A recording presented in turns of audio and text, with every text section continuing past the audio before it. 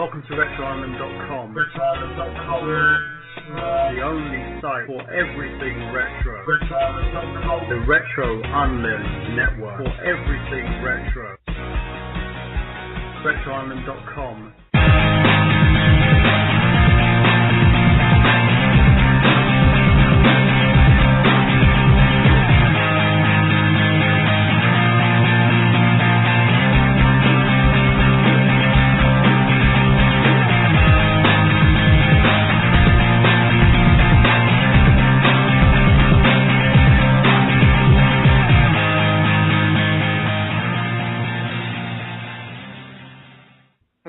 And welcome to another episode of Desert Island Games with me, your host, John, aka JL76 Gaming.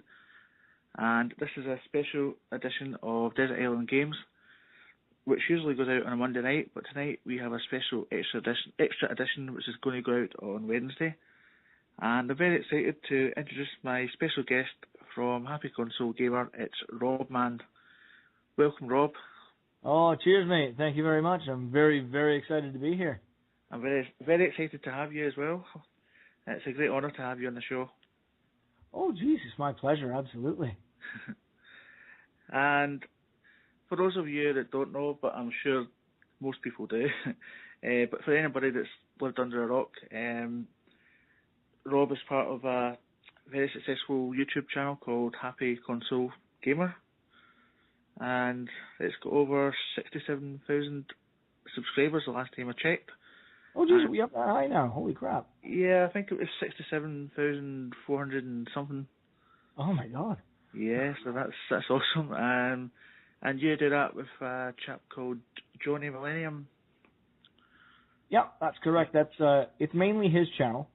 He brought me on in the early days just to basically to talk about Mega Man for one episode, but our friendship has been so long-standing, and our chemistry seems to work really well with the camera, so we decided to keep doing it together. And so whenever we can, we do episodes with the two of us, and it just works well. We're just both such passionate gamers that it just comes flying out. Yeah, I was going to say you do certainly seem to have a great chemistry on your videos. Yeah. Well, we've been very lucky. Basically, what you see on that camera is us. I mean, we used to talk like that all night when we were, 20-year-old irresponsible youths. We used to just stay up all night drinking and playing games, and we'd talk about the industry, and we'd talk about all the great games and nostalgia and all that. That's just us. So basically, we just put a camera on and off we go. And it's been successful, and it's taken you to great heights on YouTube. Well, we certainly appreciate that people like to watch it, because at first we weren't really sure if it would catch on. We did it for ourselves to keep these memories, but people really seem to have resonated with it, which is absolutely flattering for us. Like, we really, for everyone that does watch the show, we appreciate it so much. We really do. The support and all of the kind words, they definitely are noticed. And for people that put me on Facebook or anywhere else, I do try to get back to everybody who gets in touch with me, because if you've taken the time to talk to or write to me, I should take the time to get back to you. Yeah, that's my thoughts exactly. I mean, I've only got about 70 subscribers, so it's a bit easier for me right enough to get back to everybody, but I'd imagine with 67,000 subscribers, it must be very time consuming getting back to everyone. Well, I don't do much with the Facebook channel. Johnny takes care of all of that, but I have a Facebook page, and I've got easily a couple thousand people, if not more, on there. And but if people send me a message, I'll write back. It's my thing. Like, it sometimes takes me a while to respond, but I will always get back to them, because again, it's very flattering that people want to say hi, and I love it, because I think of them all as friends, not as fans. They're all like-minded people, and we can just chat games. And you can even say hello to the trolls if you have any. Well, we've been very fortunate in that. Now, that's something that's kind of interesting. Our subscriber levels aren't anywhere near as high as some other channels, but we have been blessed with one of the best communities surrounding us ever. Like, we don't get troll comments. We don't really get, rude people or negative people. we really seem to be surrounded by really positive, upbeat people who want to show passion for games and show how much they enjoy it and share that with other people. So that's a very, very fortunate circumstance for us. Yeah, I must say, as small as my channel is, I was saying to Michael the other day on his podcast, I Got Gameplay, that I've had nothing but positive feedback on mine, so I've not had any negative comments whatsoever. Although I did say it's probably because nobody watches it. But, oh no, I wouldn't say that. It's because when you put forward positivity and when you're a good person, you're a happy person, that's what comes back. If you're not inflammatory about the way that you handle yourself, then you're not going to have inflammatory stuff come back. So if we all just have fun and smile and share it, we'll all be in good standing, mate. Yeah. So when was it you started again on the old YouTube? Oh God, I think Johnny started the channel it was 6 years ago, because we just had our 6th Christmas special, which is unbelievable. And that was back then there weren't a lot of video game channels, and the ones that were there were a lot of mainstream stuff. There wasn't a lot of the sort of retro gaming and a lot of the obscure niche stuff going on. But that's what Johnny aimed to fix. Yeah, it's certainly awesome. So the idea behind this particular podcast, now you might not be familiar with this yourself, because it's a UK show on Radio 2, BBC Radio 2, and it's called Desert Island Discs. So famous people get invited on to select their eight records that they would take onto a desert island, basically. So I've changed it to games, retro games. So instead of taking a record on, you bring on a retro game, or 8 retro games as it is. So that's the idea. It's kind of a rip-off, but... No, that's cool. I actually really like that idea. That's going to be a tough one to decide, though. Yeah, I mean, to be honest with you, I really only started this off as it was going to be a one-off video on my channel, but somebody gave me the idea to do it as a kind of semi-regular feature, which I never really thought of doing before. So I think this would be the 4th edition. Not unless you count the one that I done my own one. So it's 5 really. So right on. So the other thing later on in the show is you get to pick one book and one luxury item. Alrighty. And there's something else that goes with that as well, but I can tell you about that later. But without further ado, hopefully we can get into it. So now I'm going to do these in the order that I was given them. So I'm sure these are not in any particular order. But the first one on your list, and I guess anybody that watches your channel would probably guess this one, but it's Mega Man 2. Yeah, absolutely. Couldn't be without that game. Now that would be on the original Nintendo, yeah? Yeah, that was on the original Nintendo NES or Famicom in Japan as Rockman 2.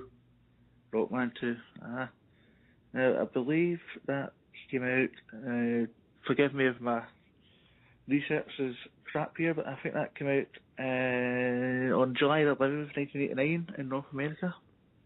Yeah, that's correct, yeah. And I don't think we got it in the UK until 1991. Oh my, that's just not right. Well, unfortunately, the UK are always behind on everything. Yeah, I've heard about that over the years, and it's always been just mind-boggling to me. Like, I don't understand that. I mean, as soon as it's out in North America, it should be out in Europe as well. I mean, it just makes sense. Yeah, well, America and Japan get all the best stuff early. Go ahead. Sorry? Oh no, I was just going to say, although that is starting to shift, we're actually starting to see. North America is sometimes actually getting stuff before Japan nowadays, which is kind of weird. But, yeah, I believe the PlayStation 4 doesn't come out in Japan until about next month or something like that, or maybe even later. Yeah, that's right, and I don't think the Xbox One is even out there.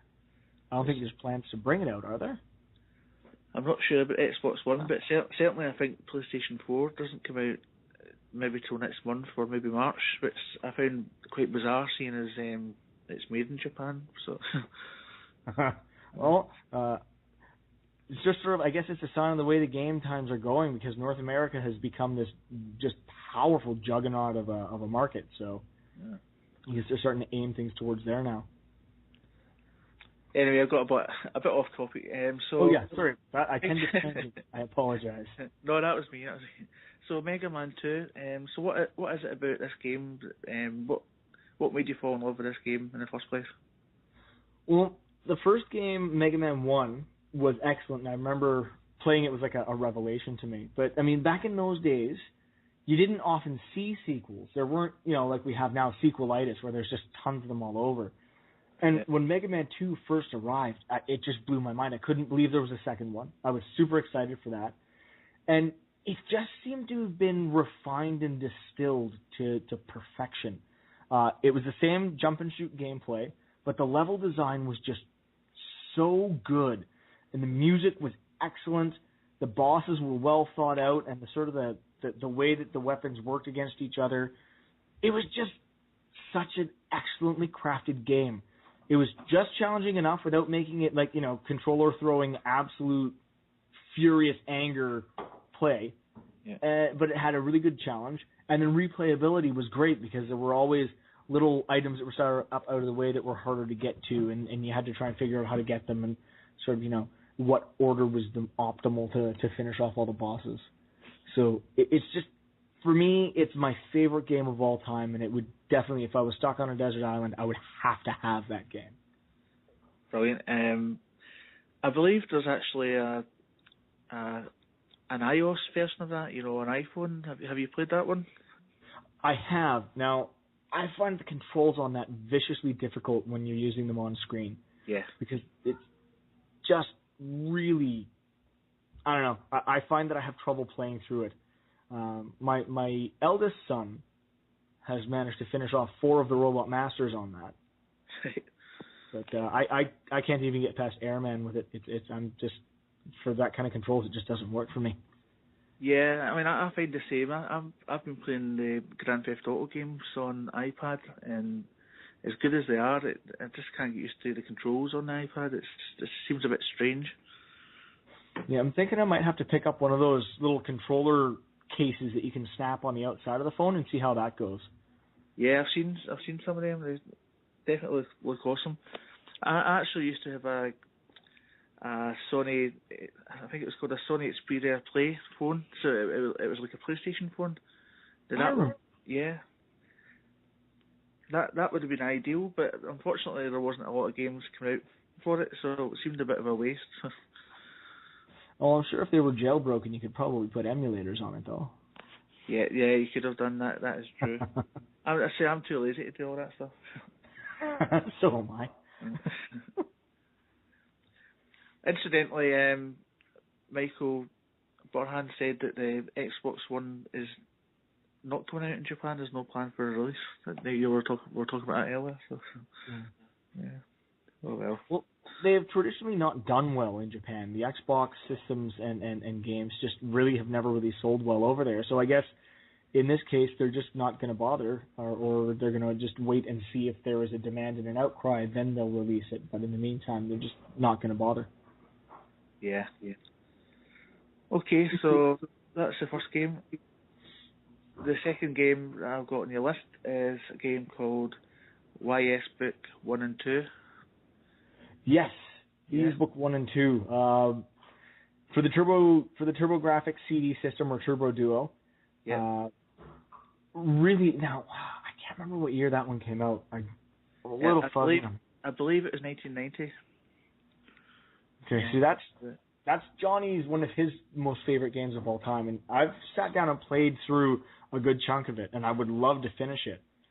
And it's for those that don't know it, Legend of Zelda-esque gameplay, although the combat, instead of swinging a sword, is literally you just keep running into the enemies. But if you can get them from the side or the back, you'll do more damage than they do to you. And as you get stronger, you can damage them more easily. But it's a very good story, a very long and involved story. And one of the first CD games out, it had just amazing music. So it's a game that I would love to be able to, being on a desert island and having lots of time, I'd love to sit down and finish it. And just for the music alone, I'd be able to sit and play that over and over and over. So you've never finished that particular game? Not book 2. No. I finished the first book, but I haven't finished book 2. So Johnny's bugged me about that because I was on a really good roll and I was most of the way through, and then I put it down. Something shiny distracted me as usual, and I never got back to it. But I know I have to at some point. Well, once you go on that My Desert Island, you get your chance. So, so that was Turbo CD. I don't think that came out for any other systems, did it? That one. There was a Master System version of Ys Vanished Omens, which was like book 1. There is a Nintendo DS version of Ys book 1 and 2, which is a more updated one. Right. Actually, the Ys books the Ys games have come out on quite a few, almost every platform out there, but not in that original form. Most of them are now the kind where you swing the sword and it slashes the enemies. So in that pure original form, I think that the Famicom and the Master System were the only versions like that. I unfortunately never had a Turbo CD myself, so this game passed me by. But one day I'll get one of those systems and I will look it up. Hopefully, when I have more money. well worth looking into if when, as, and how you have the means, for sure. Yeah. So that was YS book 1 and 2, and I believe that was Alpha System that brought that one out. Yeah, and Falcom. Yeah. Okay, so the next one, I think it's your 4th one already. It's most people will be familiar with this particular series, but it's Zelda, and it's Link to the Past. My most favorite Zelda game of all time. Was this the SNES? Was it SNES? Yeah, that's the one that was on the Super NES. And it was such an excellent game. I mean, the first Zelda was great. And when Zelda 2 came out, everyone was very confused because it was part side-scroller, and it was just it didn't have that same core feeling. I mean, I love Zelda 2 myself. There are those that really like it. But it didn't feel like a true Zelda sequel. When Link to the Past came out, not only was it 16-bit, the Mode 7 scaling.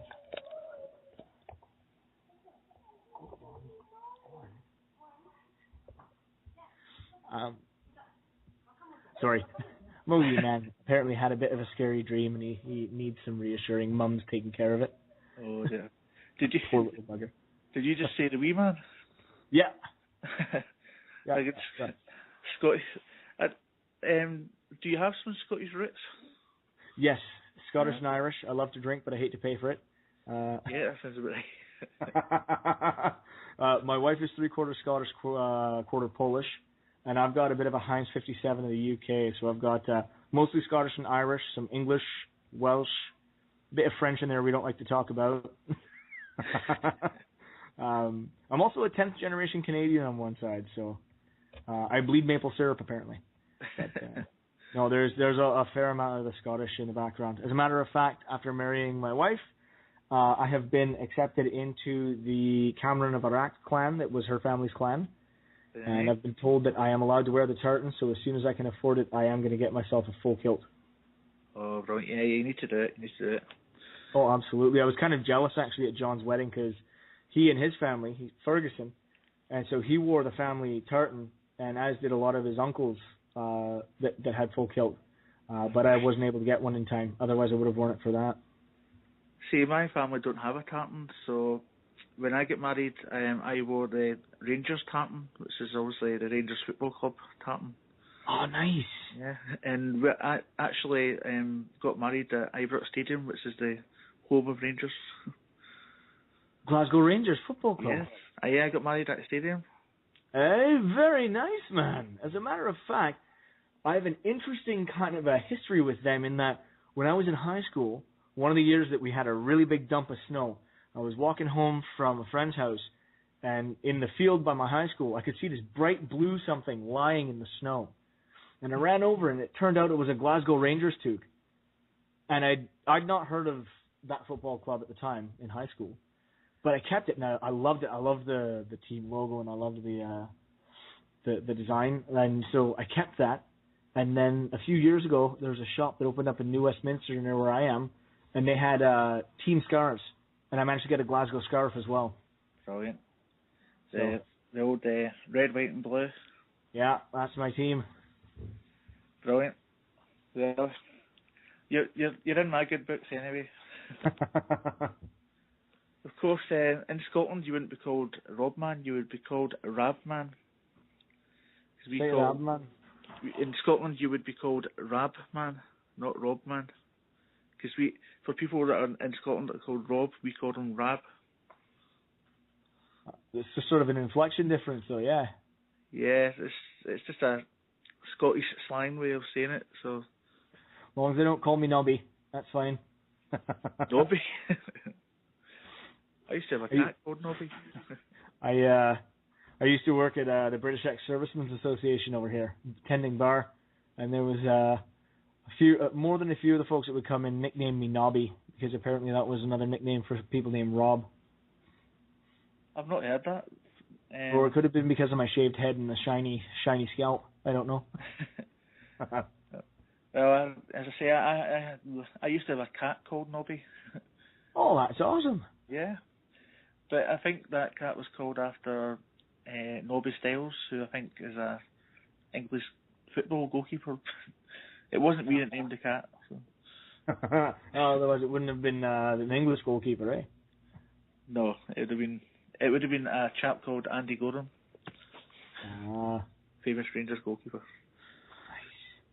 Nice. Anyway, I've got off topic again. Oh yeah, sorry. And you know what? I think we actually missed Blaster Master Game 2. Master Blaster Game 2? Yeah, that was my the second one on the list. There was Blaster Master. I think we skipped that one.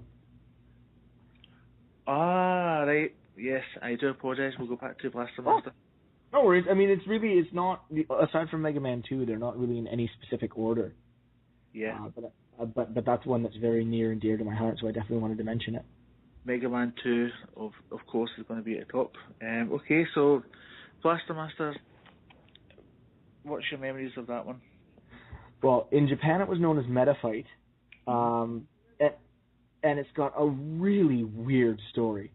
The main character, Jason, has a pet frog that escapes from its jar, hops into the backyard, lands on a giant box full of radioactive waste, because who doesn't have one of those in their backyard? Everybody should have that.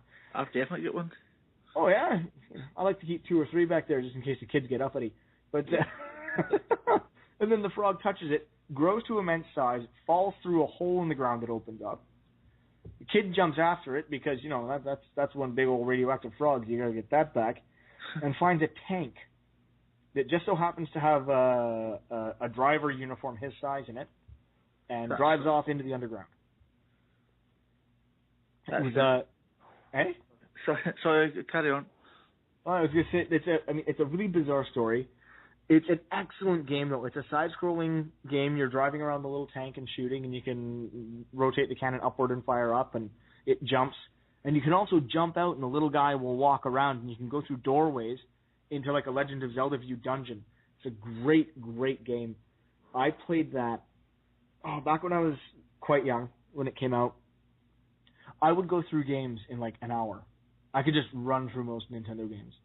So we went to the store and asked the guys at the counter back when, you know, video game stores had staff that knew video games, and said, what's a really hard game, a game that I'm not going to finish right away?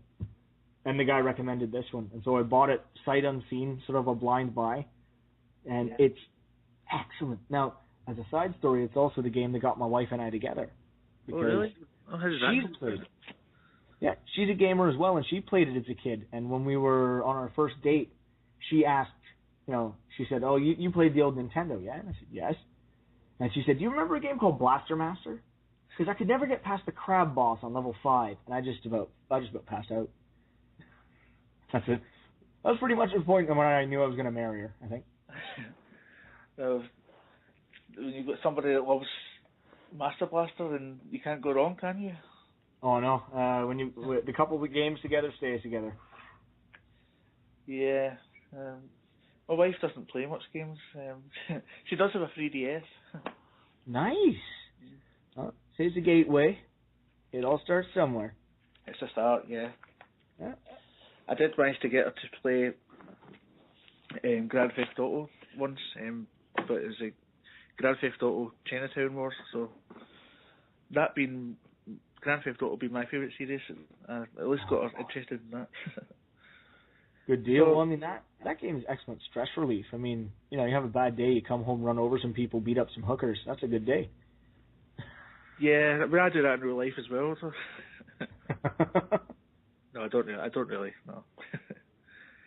So, Master Blaster was. I apologise because that's one game I've not played. That was Nintendo.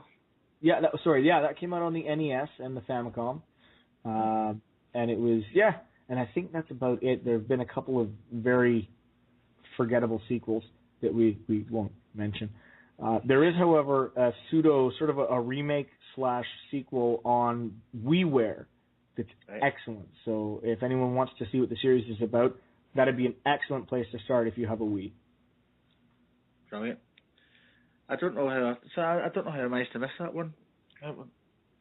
Yeah, I think it was joined on to the end of Mega Man 2. So that's yeah. I think my list probably got a little scrambled when I sent it over. My apologies. Not at all. There was little hyphens between them, but I must have, because I was pasting it into my document here, and I must have taken the hyphen out, and for some reason I thought it was the same. I thought it was Mega Man 2 Blaster Master. So my bad. Would make an excellent crossover, though. I wouldn't complain for that. I think we've discovered something. That's a marketing idea for somebody. We've just made somebody very rich. Unfortunately, it wasn't us. No, it wasn't us. No. Okay, so I think the next one on the list then would be Super Metroid. Absolutely. Yeah, that would be on the SNES. Yes, that one came out on the Super Nintendo, which was the first proper sequel. There was Metroid 2 on the Game Boy, but it was very confusing and people could get lost very easily in that game and very difficult. So Super Metroid was the first proper sequel in my books. And I don't know, have you played it? See, this is I get embarrassed, to be honest with you, because a lot of people that come on this show and a lot of people I know on YouTube in general are Nintendo fans. I've never owned a Nintendo in my life, so I have to confess, no, I've not played this game, although I am aware of it, but I've unfortunately never played it, so... Oh, no worries. It's basically, it was the start of what people now, and for all of you that cringe, too bad, Metroidvania-style gameplay. Right. So it gave you that sort of blue map that would fill in as you traveled through, and then if you downloaded at certain stations the full map of the area, the areas you had not been would be a slightly darker color. And then there were the various power-ups and weapons and items you can get, and every power-up opened up more places you could get to so you could expand that map. So as opposed to the first Metroid where you had to draw your own or have the Nintendo Player's Guide, which I had, luckily, you had to basically go it alone. So it was in the Super Metroid, it built the map for you, and then you could find, it would mark out where doors that had to be opened with missiles or super missiles or various things were. And it was just a really excellent game, amazing graphics for the time, again, fantastic music, and a good, long, challenging story. So I highly recommend that for anyone who hasn't.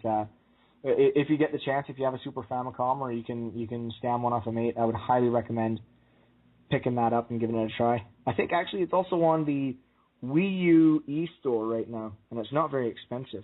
I was going to say, that was that was one of the things I was going to ask you. I think it's on Virtual Console. Have you played? Is it a direct port or is it differences or? It is a direct port, but what's nice about it is the fact that on the Wii U, because it's designed for 1080p with the HDMI output, it looks really nice. They've cleaned up the graphics and they've got them really crisp, so it's not looking really sort of muddy or pixelated. It looks really clean and the sound is really nice. Yeah. And either on that little screen on the Wii U gamepad or on your television, it'll look fantastic. So if you've got it, fill your boots, man. Go for that and try it. Well, Michael said that he got it for 50 pence. Yeah, they had a massively ridiculous sale for a while when Wii U first came out. And it wasn't that expensive, but I mean, I think at full price, it's still, in North America, it's maybe $5 or $6. So, right. You know. Still cheap.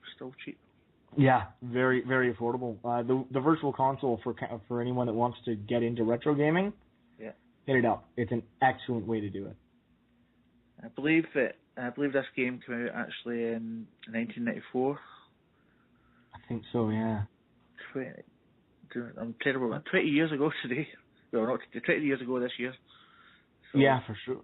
Yeah. Was it 90? Yes, it was 94, because 90, yeah. Yeah, I was in grade 11. I'm giving away my age now. Well, in 1994, I had left school for 3 years previously to 1994, so I am also old. So you would have graduated the same time as my older brother. Yeah, although I don't know what age he would. When I left school, I was just short of my 16th birthday. Oh, okay. No, then you'd be about my sister's age. Right. I'm the youngest in my family. So, because I started high school in 91. Right. And my brother graduated that year from high school. And my sister graduated in 93, I think. But we finished high school at 18. I think I could have stayed on until I was 18, but I didn't like school, so I just left the first opportunity that I had. So we do 6 years in high school, so I think I was actually in year 5, so I could have stayed on a little longer, but I didn't want to. Yeah, if I'd have had the option, I'd have left a lot sooner than I did. I mean, back in the day, my dad's days, they used to leave sometimes 13, 14 and go and work in the mines and things like that. Well, see, in those days, you could go and get a job at that age, and you could work your way up inside the company. Yeah. Right? I mean, used to be you could get a good career out of doing that. Nowadays, they're just, you can't. Which is funny, because you go and get a big fancy degree, and you still can't get a very good job. Yes, you know, I mean, my older brother, he got a degree in computer science, and he ended up becoming a salesman. So. Yeah, I see. We're starting to wonder if this education thing is just a giant scam, don't you? Yeah. I've had a few good jobs in my time, and I've not really got a proper education. So, I've worked in radio stations and governments and all sorts of things. It's just sometimes it just depends on being in the right place at the right time. As you kind of like me, I've been a million different jobs. I did 8 years of retail, from bartending and bussing tables, serving, waitering. I've been a barista in coffee shops, fully trained for that. I've actually licensed as a bartender. I had to take a government license course. I've taken a broadcasting degree and got that. I've written commercials for radio stations. Right. Done some of the production for the radio commercials. I did 2 years in a law firm mailroom, delivering the mail and faxes and doing data entry. I've done that. And now I'm a Red Seal journeyman in HVAC and refrigeration. Well, you get about. Yeah, oh, absolutely. Of course, what I like about the ticket that I've got now for my trades qualifications is it's accepted anywhere in the Commonwealth.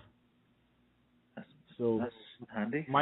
Should I decide that I want to, come over and visit you guys over there in Scotland and open a pub, and then just repair all the refrigeration for it myself. Or if I want to come over there and do my HVAC and refrigeration work, I could, because the Canadian trade qualification is accepted anywhere they have the Queen on the money.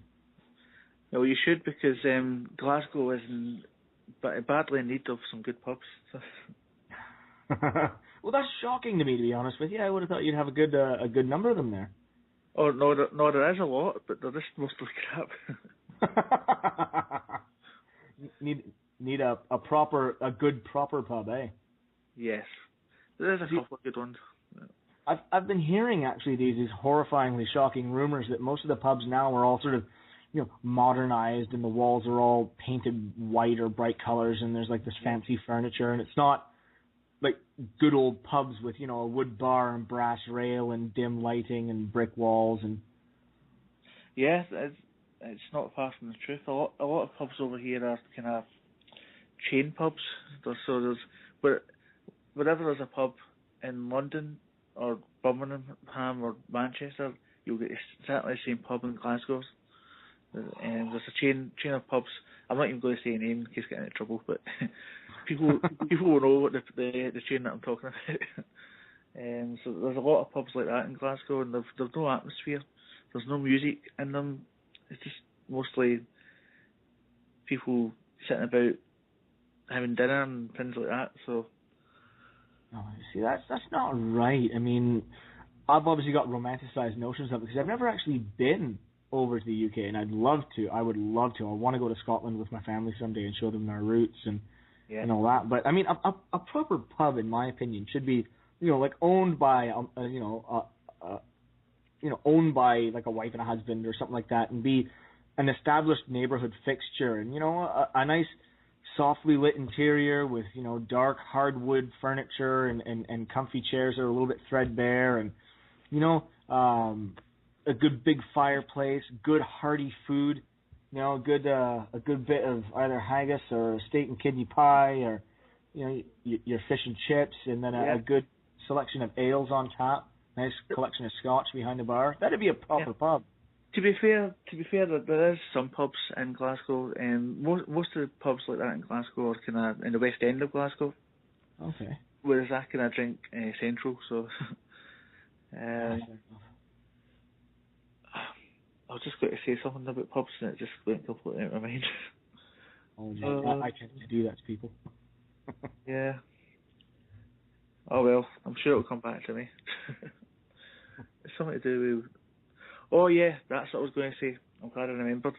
There was an awesome pub in Glasgow, and I think it closed down last year, which is a shame, but I can't for the life of me remember the name of it either, but it was basically a pub, and you went into it, and it was all full of retro games. It had a ZX Spectrum, it had a Sega Master System, it had all sorts of arcade machines and things like that.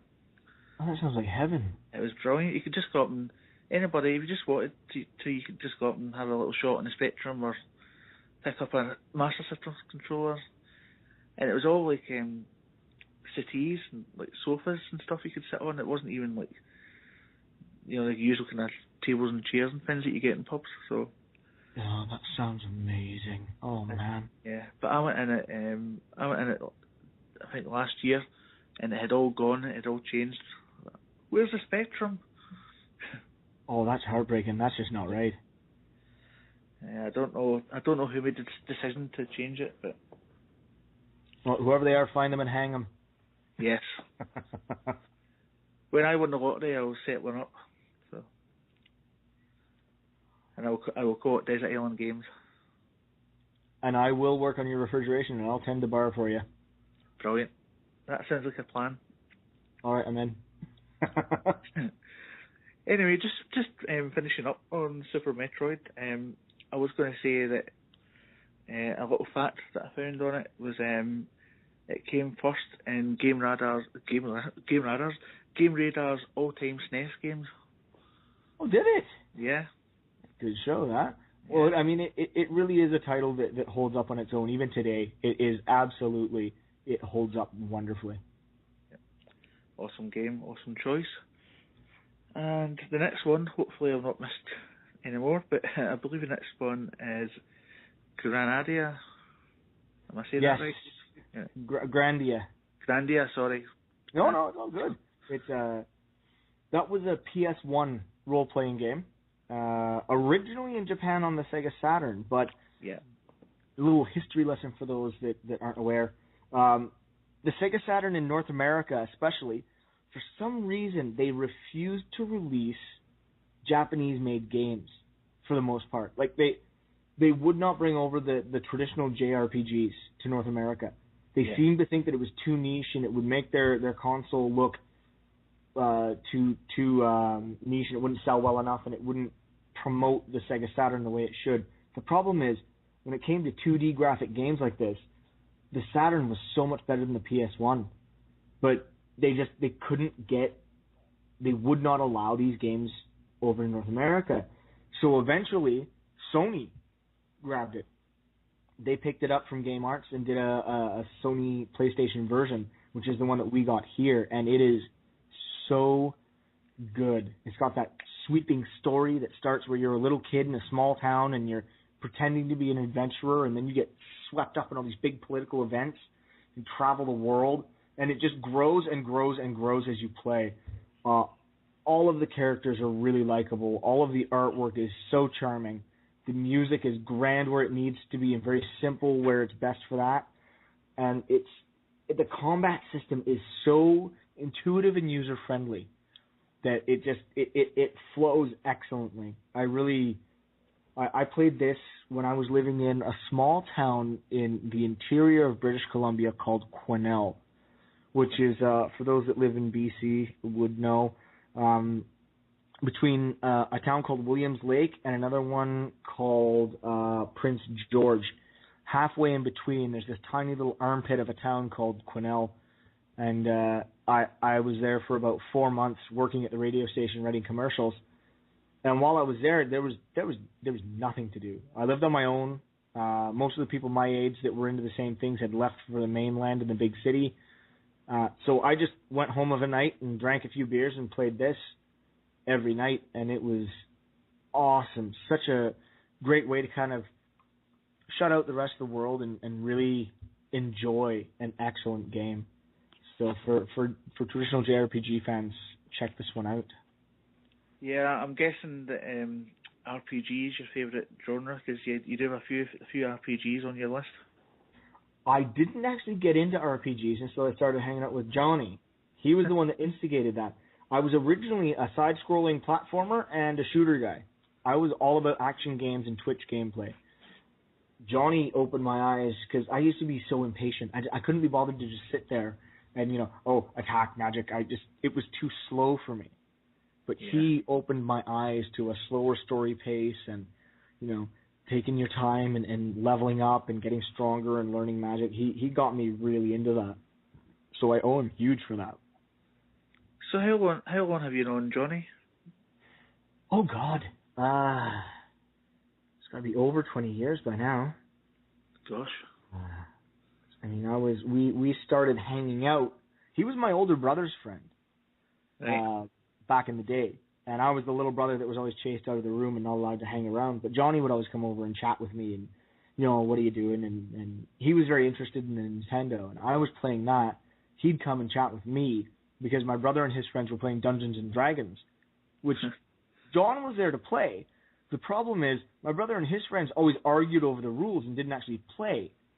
Right. And John had no time for that. He was bored, so he'd come over and sit with me while I played Nintendo and ask what I was doing and get into that. But when I turned 18, so that's going to be about 18 years ago, I ran into him by happenstance, and we chatted a bit, and he said, yeah, give me a call sometime. And so I phoned him a couple of days later, and we chatted a bit, and he said, yeah, why don't you come on by? Oh, it was because I'd asked him if he'd heard of anime, which he founded or helped found the Vancouver Anime Society. All right. But I had just gotten into Sailor Moon. Yes, I was obsessed with that show. Feel free to laugh. And so I asked him if he knew what anime was, and he practically smacked me upside the head. He was like, Are you kidding me? I showed your brother what anime is. Come over to my house. Yeah. So I went over, and they said, all right, come on in. first thing he had to do was make a cup of tea, because that's the rules. You go to his house, you drink tea. Down to the basement where his room was, and he showed me. He's like, "There, look at that, 300 VHS cassettes of fan subbed anime." Brilliant. And so he was like, "Look here." He took 6 of the tapes off the shelf, handed them to me, and said, "That's irresponsible, Captain Tyler. Watch that and then come back when you're done." So awesome. that was the start. And after that, we started talking games, and we hung out every day for years. That's a lovely backstory to how you and Johnny met. Yeah, and now we're nigh inseparable. It's actually quite similar to myself, because a lot of my friends were originally friends of my older brother. I used to be the annoying little brother that kind of tried to hang about with him, but I'm probably more of the friend of them than what my brother is now, because my brother lives down in England, so he doesn't come up that often. So I'm more friendly with those guys now than what he ever was. So. Yeah, it's funny how that happens though, because as you get older and the age gap closes, yeah, it just becomes easier. And yeah, that's John was always good about wanting to hang out with me though. Even back in the day when I was really young, he was always cool with it. So it was kind of neat because he was a lot more into the video games than my brother and the rest of that lot were. So. Yeah, when my brother's friends used to hate me, but I just kind of stuck it out. Persevered. Because, I don't know, a lot of my friends at school kind of, I don't know, went their separate ways and things like that, so I just kind of hung on their coattails. Well, fair enough. I mean, after high school, a lot of people go different ways. A lot of people I knew in high school I've barely talked to at all. But, I've got 1 or 2 really close friends, John and a couple of other friends that I've met since high school that are really, really good friends, but that's about it, Do you know, I actually walk down the street in the town where I live, and somebody will say, "Hi John, how you doing?" And I'm like, "Hi, yeah, great." And then I think to myself, who was that? But it's obviously that I went to school with that I don't even remember. Madness. So, yeah, I mean, you covered that anyway, but I was going to ask you, but you'd kind of told me anyway, which system you had it, but you had it on the PlayStation 1, because I noticed it came out obviously for the Saturn first. Have you played the Saturn version? Have you had a chance? I haven't actually. I haven't bought the import version. I'll grab it someday because it's not super expensive, but I haven't had the chance yet to compare and contrast them. It's came out. Well, it's not came out, but it's the original PlayStation 1 game. You can also get it on the PlayStation Network. Oh, can you now? Yeah, okay. I think so. That's good to know, because I think you can, if I'm not mistaken, then you could probably put that onto a PSP as well, couldn't you? Yeah. Or a PS Vita. I may have to look into that then. I'd love to have that one on the go. Now, if I'm incorrect on that, I apologise, but that's my research tells me it is on PlayStation Network. So. Yeah, I'm pretty sure it is. Actually, I'm not 100% on whether they've made it PSP playable, but I think most of the PS1 games are. So. I was going to hold on a second. I'll see if I can stretch. I've got my PlayStation Vita beside me. Nearly. I broke my left arm back in the summer, and I'm trying to stretch over with my left arm to get this. Just going to have a quick look just to see if I can see it on the PlayStation Network, just out of interest now. Oh, absolutely. No, that'd be very. I'm curious now, because if it is, I'll probably download that and get my PSP out and dust it off. Give me a reason to play it again. So it's funny because I've got this PS Vita. I got it on launch, and all I've got on it is PSP games and PS1 games. I've not actually got any PS Vita games on it. One you might want to look for, I don't know if it came out over that side, is shoot. Now I look like an idiot because I can't remember what it was called. It's made by Vanillaware. oh God, what's that called? People are screaming it at the podcast right now while they're listening. Because it came out on Wii first. Right. It was a 2D hand-drawn Muramasa the Demon Blade. Yeah, I've heard of that. It's a gorgeous game graphically, just beautiful, really awesome designs, and a very good side-scrolling action game. Really takes you back to the old platforming days. But they did a really good special edition of it for the Vita, so if you can find that, I'd highly recommend it. I looked it up. There we go. You can actually get it on PS Vita, so you must be able to get it on PSP as well. Yeah, Which, the Grandia? Grandia, yeah. Excellent. Oh, there you go. Well, I know what I'm doing later. Full game. I don't know what it is in the US or Canada, but it's £6.49 over here. So it'll probably be about $6.99 over here. $6.99. Yeah, it says compatible with PlayStation 3, PSP, and PlayStation Vita. Excellent. Take the role of Justin, a young boy obsessed with becoming a great adventurer, as you said earlier. Yeah. There you go. Well, I would recommend if you haven't played it, man, download that one and give her a go. I've got a birthday coming up soon, so if I get any PS Network money, I'll give it a go. And if you hate it, you can tell me and I'll reimburse you. Not at all. Oh well, we learn as we go. So you can get that on PlayStation Network. Okay, so the next one is Castlevania Symphony of. It's not Sympathy, is it? It's Symphony of the Night. Yeah. So why that particular Castlevania game? Again, in following with the Metroidvania, this was the first Castlevania game. So Super Metroid and Castlevania Symphony of the Night were the two that overlapped to coin the phrase Metroidvania. This game took the Metroid map system and that, gain a power-up and get to further parts of various different parts of the map, a lot of backtracking and that. Took that idea, added it to Castlevania, put in RPG elements because you could level up your strength and your attacks and your magic. And really created what to me is the best and most pure Castlevania experience I've ever had. Now, you got to add to this the fact that this came out earlier in the lifespan of the PlayStation. And again, in Japan, Sega Saturn. Yeah. We could have had this on the Sega Saturn with much better 2D graphics, but we didn't get it. We got it on the PS1.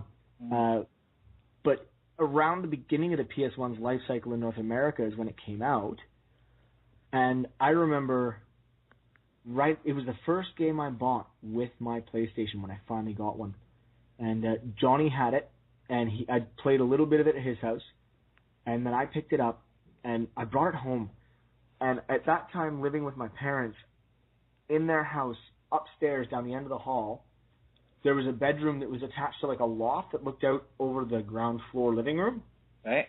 And that loft was my gaming room. So I had a 30-inch CRT TV in there, and an old amp and tuner, and I had 8 speakers. It was only stereo, but I had 4 down one side of the room, 4 down the other, with the wires all stuck up in the corners of the wall, and they were all up high, so that I could have really good sound.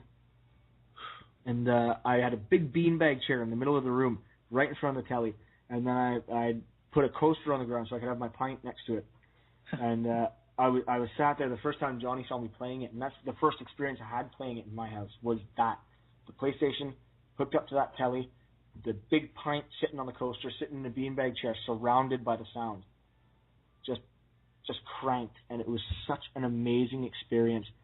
Every time I play it, I can close my eyes and I'm sitting back in that room playing that game. And it's so well done. I could play it over and over and over. It's a nice long game. There's a million secrets to find. I've never completed the over 200% of the castle, which is possible. I've still only ever made 198%. I'm missing that final 3%, which I'll find someday. You need to go back and do it. So you see, and that would be, and of course, now, for anyone that saw an episode of Happy Console Gamer that John did about losing your game saves, right, which actually ended up on, I believe, Destructoid put that up on their blog. But they put a link to that episode. That he had a 200% finished game of Symphony of the Night, and his cousin came over to visit, one of his younger cousins, and he said, okay, well, you can play this game. Don't save anything. But he did. Don't save anything at all. And he started a new game, and then he saved it over the 200% complete. Oh my God. John phoned me the next day, just shaking with anger, just livid. I lost my save. I'm so pissed off. I can't believe this guy. And he was just so angry, and I said, don't worry about it. Don't worry about it. We can fix it. And I got on my bike. I rode over to his house. I put on the tee. We sat down. And between the two of us, we just passed the controller back and forth all day, well into the night, and we got him right back to 200%. See, that is what I call friendship. Well, that's what mates do, man. Yeah. So. That's a similar thing happened to a friend of mine. He said that his son, when his son was a little bit younger, his son was about 12 or 13 at the time, and he put his dad's, my friend, he put his PlayStation on. I can't even remember what game it was, but he said that he wiped the whole memory card on his PlayStation, and he had all these saved games, all his games basically, and he was so angry with his son. He's like, don't even look at me right now, get your... He was like, oh, I didn't read it. I think he felt a bit bad about shouting at him, but it is heartbreaking when these things happen. Well, I mean, the first playthrough of Symphony of the Night, we invested hours upon hours. I mean, there must have been 30 or 40 hours we'd put into that each on our separate games. I mean, to explore that entire castle the first time, it was so huge, and you didn't know where anything was, and there was so much backtracking. That's a serious time investment that just went up in smoke. I don't think I could invest 30 or 40 hours in a game these days. I think half the problem I've got is I've just got too many games. And yeah, you want to play a bit of all the games. Well, you see, that's where I've become somewhat of a video game gigolo, as Johnny and I call it. I buy games when they come out, all these new games, and I've got shelves and shelves for them. But I never have time to bloody play them, or I'll play it for a while and then I'll get distracted by something new and shiny. Yes. And I'll forget to come back. And I feel like the biggest jerk in the world. All I can say is, when I retire, I know exactly what I'm doing, and I can tell you that my couch is going to have the deepest ass grooving anyone's ever seen. Because I'm going to sit down on that sucker, and I'm not leaving until those games are finished. Yeah. That'll be your dying wish to finish off all your games. Oh, absolutely. And then when I go, I'm getting a giant mausoleum built, and the collection's coming with me. Yeah, you need to build a big underground cavern with your coffin in your games. Absolutely. Incidentally, that game is also on PlayStation Network. Yes, it's available on PlayStation Network. It at least was on Xbox Live Arcade for a while. Yeah. I'm not sure if it still is. You can... There was somewhere else. It was a bonus on another game or something. What game was that? I was sure there was an unlockable version of it on another newer game. Yeah, I'm not too sure. Maybe I'm off my tree. I can't remember. I've just got that from PS1, PSP. Yeah, and Xbox Live Arcade. Xbox Live, yeah. Yeah. That's what I was going to say. Just getting back to these last two games that come out on the Sega Saturn first, and then they came out in the PlayStation 1, and Sega Saturn wouldn't release them over here.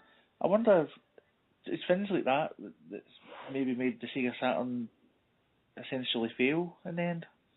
It was. It definitely was, and they've admitted that since. Their stubborn refusal to bring those games over is what put the nails in the coffin, because by that point, North America was actually becoming a very big market. And a lot of course, again, you got to remember at that time, gaming wasn't as prolific as it is now. it wasn't as widespread. You didn't have everybody playing games, talking about them. It wasn't as huge an industry. So the gamers back then are what are now defined as like those hardcore old school gamers. Yeah. And so they were the ones that wanted that kind of game, and Sega was just turning their backs on them. So that shot themselves in the foot. Big mistake. And then they did the same thing to the Dreamcast. They didn't bring over the import style games that a lot of North American hardcore gamers wanted, and that's what buried that system. That and it was what's his name now? He ended up going to Xbox after he worked for Sega, but it wasn't Molyneux. Was it Moore? Was it Peter Moore? I think. Anyway, he was hired by Sega, and he was basically given last word as to whether they should stop making hardware and go straight software, or whether they should give one more system a go. And he's the one that said, nope, kill the hardware. And then he left. And then and after that, he took off and went to Xbox to help them launch that system. And you know, a lot of us are friggin' pissed about that, because I think if they'd taken the time, the Dreamcast was just hitting its stride. If they'd given it a little bit longer and actually brought over those import games that we wanted, that system could have turned it around for them, and they could have continued to be a good hardware guy. Yeah. But yeah, I think it was. I'm going to jump in on this one. Michael. Hi guys. The whole thing though, it kind of them killing the console was probably a good idea on Sega's part, because now the company's actually worth like 4 times the amount that it was worth previously when it was kind of dying out. And I can understand the reason behind it. It would have been nice if they came back and said, hey, you know what, we'll say, let's put off the idea of a console and let's see what happens in the near future. But they kind of killed the whole concept with it altogether, so that there's no plans for them to make any new system, and they're kind of abundantly clear about that. It's kind of sad, but at the same time, at least the company is, you know, in the position that they were able to buy out smaller companies like Atlas. Which, by the way, has I love hearing the news that Sega has said, Atlas, any of our old franchises that we don't use anymore, go crazy. A lot of people, I think Mark on Classic Game Room, he's always going on about Sega Dreamcast 2. I think he's more hopeful than anything else. Well, I think nowadays, if they were going to try and do something like that, they would be doing it kind of as a love letter to the fans, but they wouldn't be taking it seriously. I don't think that they would ever jump back into the hardware game at this point, because, as Michael said, as a straight software company, they're no longer restricted to one system for sales. They can sell to everybody. Yeah, they are doing good. They've got a lot of good things going on with the software. They're literally one of the, if you look in terms of the highest grossing gaming companies out there, Sega's actually one of the highest grossing, and a lot of that is due to the fact that, as you said, they've literally mass marketed their properties on loads of different systems. You can find it on like touchscreen handheld devices, you can find it on Sony systems, you can find it on Nintendo systems, you can find it on Xbox like systems with the 360 and the Xbox One. So them going back and trying to streamline everything into one console, it's not going to work for them. No, it's not. It's not feasible at all. Yeah, and it's you're right though. It is a shame, because the Dreamcast itself was way ahead of its time. Oh, God, wasn't it? I was in love with that system. I remember like with the whole memory card units, you could just take them out and play little mini games, so you could progress further in the big stuff, and the whole graphical interface, everything about that console screamed sort of next gen before next gen even happened. But people weren't interested. A lot of it was just due to bad management on Sega's part in terms of what they produced. You know, the 32X gave a huge low blow. Then the Saturn came out, and they decided, well, we're not going to support this system anymore after like only a few years. Yeah. and they were just kind of rushing things, and it's kind of the same thing that happened with Atari, so to speak, as well. If everyone remembered with Atari Jaguar, where they just wanted to throw a system out there which was untried, untested, for it, and what didn't help Sega a lot as well was big companies like EA were like, well, we're not going to support your system anymore because we're tired of watching you guys throw a system out and then discontinue it, throw another one out and discontinue it. But if they had that support, if they did hold on, we probably would have seen maybe the number 2 console of that era if they just held on and kept producing titles and kept going in their stride. Because we see it with Nintendo at the moment, a lot of companies are writing Nintendo off, but they're still holding on very strongly in terms of their sales. The Wii U's picking up steam now. They've got a lot more relevant first-party titles coming in. The 3DS has outsold nearly every freaking new console out there. So Nintendo's doing amazingly well, swimmingly well. So it just goes to show, if you hold on just enough, if you just get people to be patient with you, you can do it. You can succeed. Yeah. I have major hopes for this Atlas-Sega merger when they said that defunct properties or disused properties can be brought back up and made, be used for whatever they want. Atlas is the kind of company that is dedicated so much to those niche gamers and those hardcore gamers. They basically took up the torch from working designs, really. And if they're going to do that, they would be brilliant to go into Sega's back catalog and just start hauling up all of those classics. Like, let's see another Alex Kidd. Let's see another Monster World. Let's see, bring these great series back. Let's see another single-player Phantasy Star game.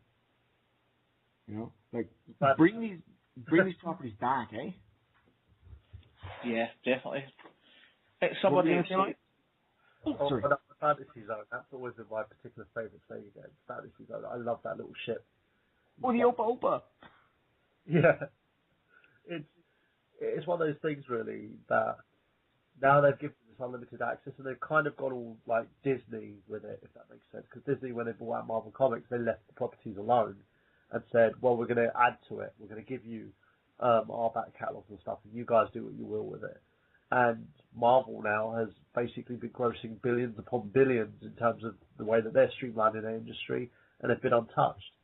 And Sega's kind of doing that with Atlas at the moment, where they're just saying, we're not going to, the way you did business is fine.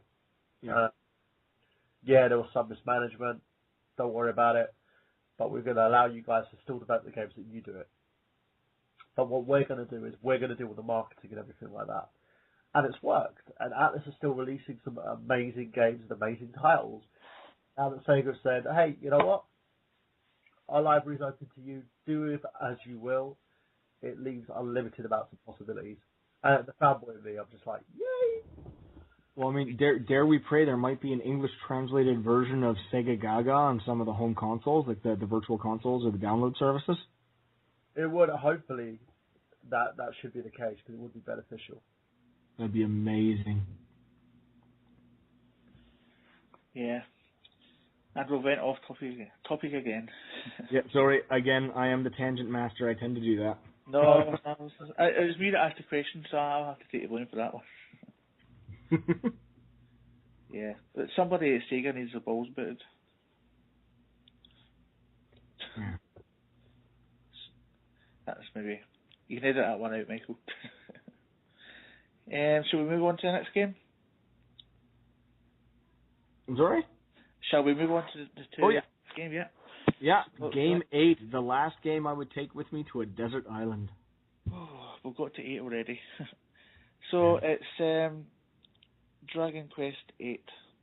Now there was I had it up a bit for debate because I didn't know if PS2 was yet being considered retro or old school games. Well, don't worry, because you wouldn't have heard the previous episodes, but I have discussed this, and maybe I should have said it at the start actually. As it's my island, I do allow PlayStation 2 games because I would consider PlayStation 2 to be retro, so yeah, PlayStation 2 games are definitely allowed. Yeah. Perfect. Well, then Dragon Quest 2 it is, or Dragon Quest 8 it is. It was PS2, as we've just established. Now, the only other Dragon Quest game I had personally played all the way through before that was Dragon Warrior on the NES, ways back in the day, and that was the first RPG I finished. I played start to finish, and the only one up until I met Johnny. Now, this game came out, and this was, I think, one of the first, if not the first, game from Level 5.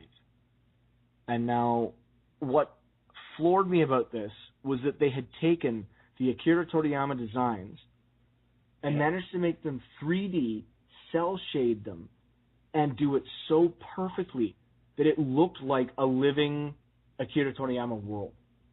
Wow. It was so beautiful. All the monsters were rendered nicely. It all looked totally cartoony. The voice, the English dub was amazing on this. Now, normally I don't like dub games. I will come right out and say I don't like dubbed anime and I don't like dubbed games. I usually want it in the original language. However, the guys at Level 5 used an almost entirely UK and European cast for this. Right. And the quality of the voice acting was beyond compare. The voices were perfect for the characters. I felt it was performed very, very well. Top class marks across the board. So that just added an extra feather to the cap on this game because it's so well done. It introduces what Level 5 now has in almost every game, some form of alchemy pot, where you can create items and weapons by adding different elements and components into this little pot, and then it sits and stews for a while and then pops out something new. And that was how you had to get all of your best weapons, was by, figuring out what mixtures to use, and your best armor and such. It was just such an amazing living, breathing world. And that game, I played at the same time as Johnny. He had a copy as well. And we were constantly phoning each other and sharing notes. Like, oh, where are you at now? And, oh, did you learn how to make this? And have you made one of those yet? And, oh, which monsters have you caught for the battle arena? Because they had one of those, you could capture monsters and train them and then go to this battle arena and pit them against opponents to level them up and win the top marks in the monster training. Like, it had so much going on, but all of it didn't feel too busy. It all worked very, very well. And how many hours did you lose in that game, do you think? Oh, God. What do you reckon for Dragon Quest 8? How many hours did we have? 40? 50? I think it might have been 70, actually, for that one, because we did every side quest. Yeah, but somewhere between 60 and 70 hours, because we did every side quest. We found every legendary monster to bring into your team. And you have to finish it technically twice to get the proper ending. So you finish it the first time. You do an extra dungeon. After the credits you save, you can go back into the world. You do an extra dungeon, then finish it again, and you get the proper ending. That's an interesting way of doing it. Yeah, it's and it laid the way for a lot of Level 5's other games, because they did that one, and they were also the guys who did Dragon Quest IX, Sentinels of the Starry Sky. They did Rogue Galaxy, which is a fantastic game as well in its own right. And they also did, what was the other one? Oh, they did Dark Cloud. Oh, so Dark Cloud was their first, I think, actually. They did Dark Cloud 2, then they did Dragon Quest 8. So there we go. And they also did Ni no Kuni for the PS3. All right, yes. So they're very good at taking well-known animators, Japanese animators, and making their work 3D and rendered, and yet making it look 2D at the same time. Brilliant. And yes, I mean, they sound like an awesome games developer. Yeah. Now the music in this one was actually performed by the Tokyo Metropolitan Symphony. Oh, can't get my words out. The Tokyo Metropolitan Symphony Orchestra. Yeah. What do you think of the music in this one? Gorgeous. Yeah. Absolutely gorgeous. It was an all symphonic track, and it was just it was a lot of it was traditional Dragon Quest music that had been done as a full orchestra piece, and some of it was new, but it fit that feel perfectly. That sort of medieval sound, but definitely full composition. So it wasn't like compressed and played on a synth at all. You could tell it was a full orchestra and written excellent. Like classical music fans, people who like to listen to classical symphonies, Beethoven, Mozart, Bach, stuff like that. I think they could even listen to this and still enjoy it. Brilliant. There was soundtracks released, but I think there was a different version in Japan than what came out in North America. But, the Japanese one was kind of sequenced music, whereas the North America one was symphonic suite orchestra. And I'm not reading that from Wikipedia at all. No worries. Well, then we got lucky. We got the better soundtrack then. Definitely. So 5 points for us. Yeah. Actually, as far as remakes and reissues, this one was very recently brought out on Android and iOS, but only in Japan. It came out in December the 12th, last month. Huh. Yeah. Interesting. So, personally, I really like playing it on the telly, but that's part of why I need to fix and bring back to life my 60 gig PS3.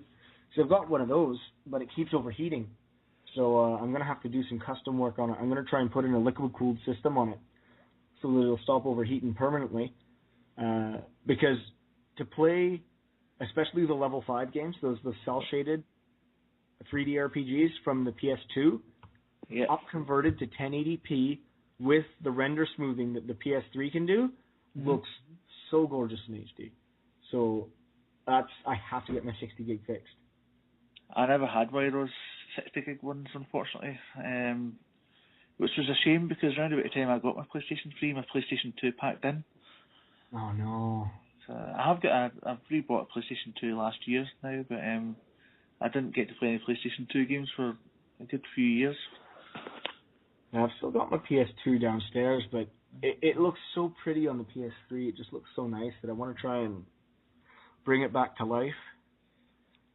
I've pulled it apart and redone the heatsink paste myself and checked out the board. I had it reflowed a while ago, but I need to get those heat sinks working properly. So I'm going to probably pull out the fan and the heat sinks they have now, completely chuck them aside, and buy 2 of those liquid cooled systems that you can clamp right over the processor. Yeah. And put the heatsink paste there, clamp those heat pads on, and then I'll either find a way to run the 12 volt power DC to it off of the actual PS3, or I'll get a step down transformer and voltage rectifier to make it into 12 volt DC from the 115 that we have in the wall here, and then run both of the pumps. I want to do one cooling system for each chip to absolutely make sure that it's going to be completely cool, and then it should be able to live forever after that. Sounds like a big project to get into at some point then. Yeah, I'm looking forward to it. I've got a friend that wants to come over and do like a photo documentary on it. He wants to take pictures and do some video clips and write up everything I'm doing as I do it, because he'd like to put it up on the internet for anyone else that would want to try and do it, so they'd have a step-by-step. Kind of a learn from my fail kind of a thing. Yeah, we've got a guy that's part of Retro Unlim actually, called Smooth MJ, and I think he likes doing all that stuff, like fixing computers and just doing computers up and things like that. He's got a few videos on his as well where he does custom Amigas and stuff like that. Oh, nice. Oh, I think Mike's gonna pop in for a second. Yeah, I did the same thing. I basically fixed my Nintendo 3DS, and I'm a huge fan of fixing stuff. Like I've got an Xbox 360 I reconditioned that I'm handing over to the little ones because I've got 4 of them. Oh, jeez, someone's a high roller, isn't he? Yeah, most of it was because I got a new one, the special edition, when the Slim came out, and I handed over my old Xbox 360 to little ones, and then Mum was like, no, I want the new one, so I gave him the new one. Modified a hard drive, so because Microsoft was they're extremely expensive in terms of their hard drives. So I managed to find an old 360 gig like hard drive that I had from my old laptop. Modified that so that it would actually accept the Microsoft programming, installed it into the system, and it works like a charm. Hasn't had an issue. And it's literally so easy because the person that did it, they had the encoding file to begin with, and step by step, all I had to do was open up the old laptop, pop the USB in with the code, shove the new hard drive in, format it, and then the code would just it would be layered on top of the hard drive. And all you have to do is stick it in the system. If the system registers it, you're fine. And it just did that. I've done modifications on like loads of different systems. I've got a PS3 myself that I'm working on, a PS3 Slim that's having issues recognizing the Blu-ray drive on the system for some reason. So I'm trying to figure out what the problem is on that. It was part of a load that my brother got in. He managed to trade a PS3 flat, a fat system, one of the early PS3 version ones, for a fat system and a slim. And I managed to get the fat system working easily because they said it was a software issue, so I sorted that out. And now the slim, I'm just going through bit by bit trying to resolve it and stuff. But I'm kind of like that as well. I think any person who's passionate about systems and gaming, that you always need to go in and tinker things. You want to have a look at it and say, what's the problem with that? Or, how can I resolve that? Anybody who owns a Nintendo Entertainment System, like the front loaders, you're going to end up opening that thing up at least once or twice. Especially with the pins and trying to make sure that the pins go back in, or if you have to put some new pins in the system. I've seen videos of tutorials of guys who've actually modified the cases and turned them into mini PCs. Amazing. Yeah, I used to open up my 8-bit consoles once a year and wipe down the boards with isopropylene on a soft cloth and clean them all off and get in there and very carefully clean off all of the pin adapters and kind of use a small screwdriver to bend them tight again and just really do a good thorough maintenance on them. And then I'd get all my carts and get some Q-tips and clean all the carts out. And it was just a spring cleaning kind of thing for me once a year, every year. Yeah, and it's the best way to be because, like, my brother always says to me as well that everything inside these systems, anything that has a fan-based system, it ends up getting dust into it. It collects dust like no one's business. So you always need to go in there and make sure you clean anything up, because as soon as these things tend to solidify, it could cause a huge load of problems. Yeah, heat being the worst of it. And for a lot of these modern consoles, heat is the biggest problem. A lot of them as well is because they decide to do things cheaply. If you find when they went from the PS Fat to the PS Slim, Sony tended to basically scale down on what they were using, and a lot of these consoles end up having the red light of death. Yeah. Could easily be fixed because of heat issues. The red rings of death on the 360s, again, it was due to the fact that these chips were overheating because there wasn't enough pathways through the fan system. Yeah. And they really, if they don't try and go the cheap route in terms of the way that they ventilate these systems, things would be a lot easier. It's like with the Wii U at the moment, it's got a nice little set of fans in there. I've checked the system itself. Doesn't seem to have any issues. I probably might need to end up cleaning it at some point. But I've always found with Nintendo, they've always managed to distribute the vents and everything in their systems to an extent that it won't cause any issues. Whereas the other companies tend to scale back on that. Yeah, I think the Xbox One, having looked at it, and a buddy of mine looked at it, and he looked at a physical breakdown of it being pulled apart, and easily about 1/3 of that system is the fan and the heat sinks. Yeah. So Microsoft learned their lesson from the Red Ring of Death fiasco, and they have really, like, almost overdone the heat sink and heat removal because they know it's going to be a serious issue. Yeah, apparently there were some systems, and this is only a rumor, but some systems actually came out with a leakage, and they're saying it's because what they've done is they've overdone with the what's it called? The heatsink fluid that they usually put on the processors. Yeah, the heatsink paste. Yeah, they've overdone it, so it's leaking out of the systems for like in a couple of these Xbox Ones. So I want to see if we can get it clarified. But if that's the case, you could just show how overly precautious Microsoft is actually being. Well, but to be honest, I prefer that to what happened before with the Red Ring of Death and the massive failure rates. Oh, I went through about 6 different consoles. It was ridiculous the amount of red rings that we had. But I managed to, with my other two, and touch wood on this one, highly superstitious, that they haven't failed. I've had them for years. I've got an Elite system at the moment that's in my room, and none of them have actually failed, and it's usually because of the fact that I've kept them in well-ventilated areas, and there's no, abundance of heat going into that. Nice. I've had an Xbox since 2008, and I've never opened it up, looked after it properly, really, and I've never had a single problem with it. It's never given me a minute of trouble.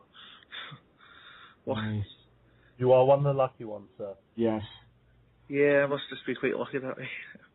Well, Tamara got an Xbox 360 pretty soon after they came out. The original Xbox 360 that we got? No, I got it for you, for your birthday. Yeah. So the Xbox 360, yeah. And she got one of the early generation ones, and it lasted until well after the Slim had come out. And what I found funny was that when the first of the Slims came out, I went and bought one of those so that we could have one in my games room and one in the main room where we played our games, and well before we had kids, so that we could play together. And I'd never had a problem with the original 360. I disconnected it and carried it very carefully into the games room, set up the new one, and as soon as I set up the old one in the games room and turned it on, it red ringed. And it gave me the error code on the screen for a hardware failure to do with the graphics chip. Nightmare. It was like it knew I bought a new one and it was getting pissy. It was just like, oh, you got that new fancy one, and f you, I'm not going to work. Yeah, F you. Jealous little bitch that it is. That's the funny thing. One of the reasons why I've actually, because I'm giving them my old one, my arcade as well, and putting it in a separate room for the kids, because they've got the new Slimline system in one room and they want the arcade in the other, so they can actually play Disney Infinity, because it requires two systems in order to play online multiplayer. Oh, jeez. It's ridiculous in a sense, but that's what they want to do. So they can actually log in using one Xbox Live Gold account and another Xbox Live Gold account. And I've registered everybody up on that system. It's quite funny that my whole entire family is registered on these Xbox systems. But with the kids, they don't actually have Gold accounts, so they'll use on one system their mother's and probably on another system mine under supervision, because I don't. I've been on these online chats sometimes. I think my daughter spoke. She said something she was using her mum's Gold account, and she was on the online multiplayer session, and she said something like, "Oh, I love you," and then some guy started freaking messaging her, and the next minute I was messaging him back going, "Hey, excuse me, what you doing?" And I'm just seeing who that person was that messaged me. I said, "That's my daughter. She's at the time she was 4. I was she's 4 years old. Oh, you got nice kids." And I was like, "If you contact us again, I'm going to report you."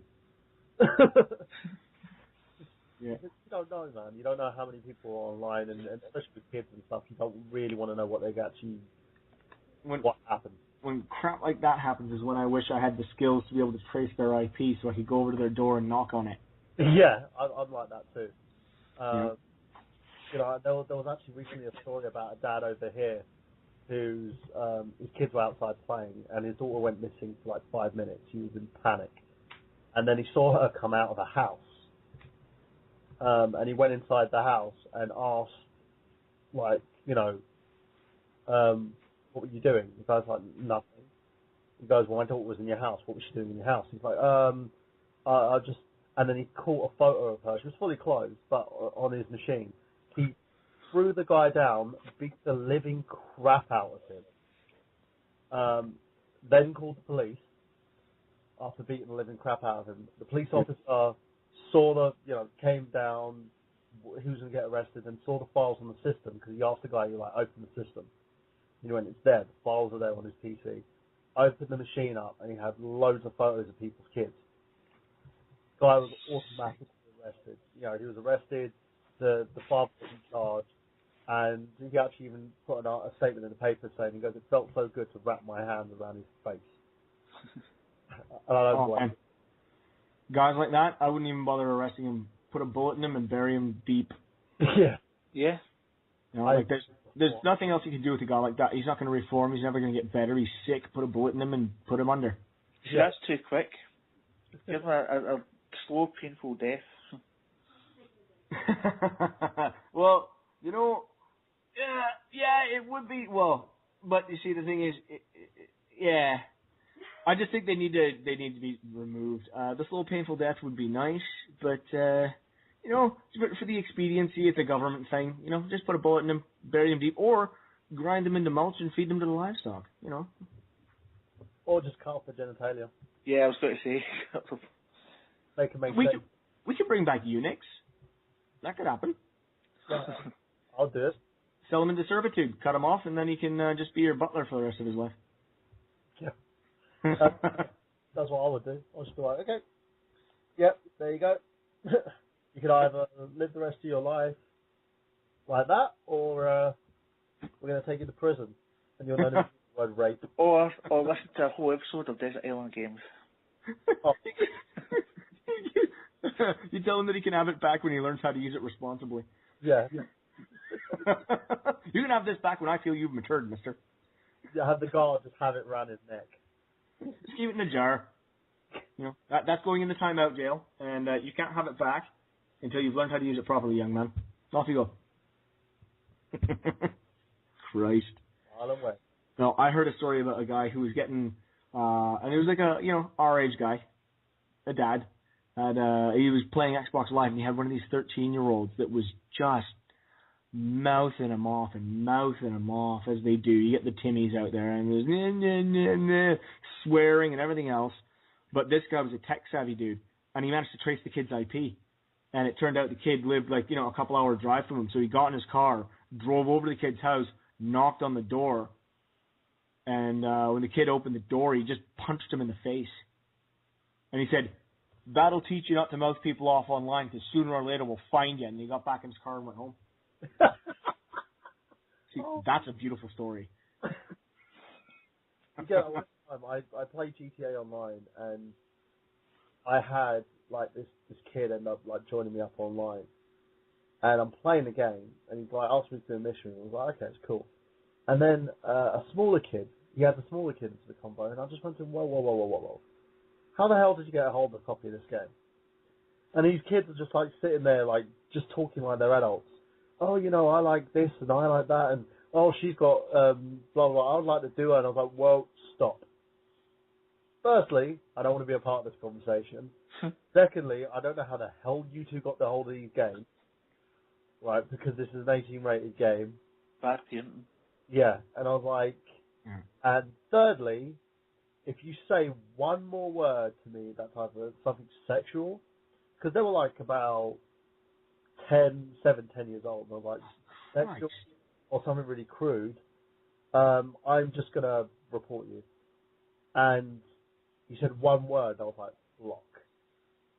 Sent a report, nothing was done about it, Microsoft didn't do shit. But it really irked me. For me, I always believe, like, a good parent, you've got to look at what your kids are playing. If you look huge. at, you're going to look at the back of a cover. If someone says to me, if my little girl said, I want this game, I'll pick the game up, look at the back, look at the rating on the game, look at what's in the game, and then make the decision yes or no. They have the games they play are like Skylanders, Nintendo Land. The Wii U is their choice console. That's their console. That's the console that they play. The Xbox, they play rarely, unless they're playing Kinect or they're watching Netflix or they're playing like Skylanders or Disney Infinity or stuff like that on there. I would never ever like let them play a game that's gory as heck, that has sexual content or anything in there, because I know for a fact they're kids. Let them be kids. There's no. I don't understand some of these people's mentality. Like over here recently, we got some plonker who tried to buy an Xbox One off of eBay, ended up buying a photo, even though it says on the bloody they had. Sorry. Yeah, and he goes, I wanted to buy it for my 4-year-old son, and for some stupid reason, the papers and computer exchange said, yeah, we'll give him a free Xbox One, so he got a free Xbox One and a refund. Well, it pays. Being an idiot pays off. I know, I just sat there and I was like, it's not for your kid. You wanted to get it with FIFA, come on. Really? Some guy on eBay bought an air guitar once on eBay. He bought an air guitar. An air guitar, I'm not kidding. Wow. That's yeah. Yeah. Sorry. Well, I used to work at EB Games a long time ago. Around the time the Dreamcast was out and the N64 was new. And I'd have mums and dads coming into the store. And I remember the one mom that came in and her kid wanted GTA 2. This is PS1 era. Kid wanted Grand Theft Auto 2. And so they brought it up the counter, and I looked at the game, and rating systems were out at that point, but nobody paid attention to them. I looked at the game, I looked at the kid, and I looked at the mom, and I said, are you buying this for your son? And she said, yeah. And I said, do you know what this game is? No, he wants it, though. And I said, okay, I need to caution you on this. This game is a criminal simulator.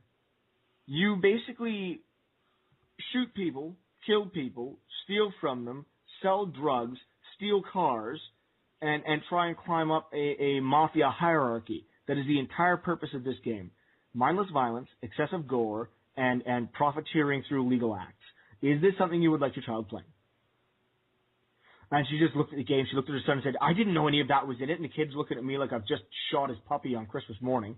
Yes. So I was like, the kid was like, he was like 9 years old or 8 years old. There's no way you should be playing. I shouldn't be playing this, for Christ's sake.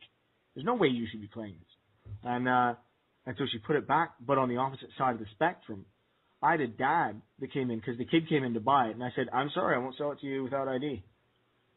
And the dad came in, and he said, I'm buying this game. I said, sir, I can't sell that to you in good conscience because I know you're giving it to your kid. He said, what I give to my kid is my business. I said, yeah, and what I sell is going to go into the hands of minors is mine.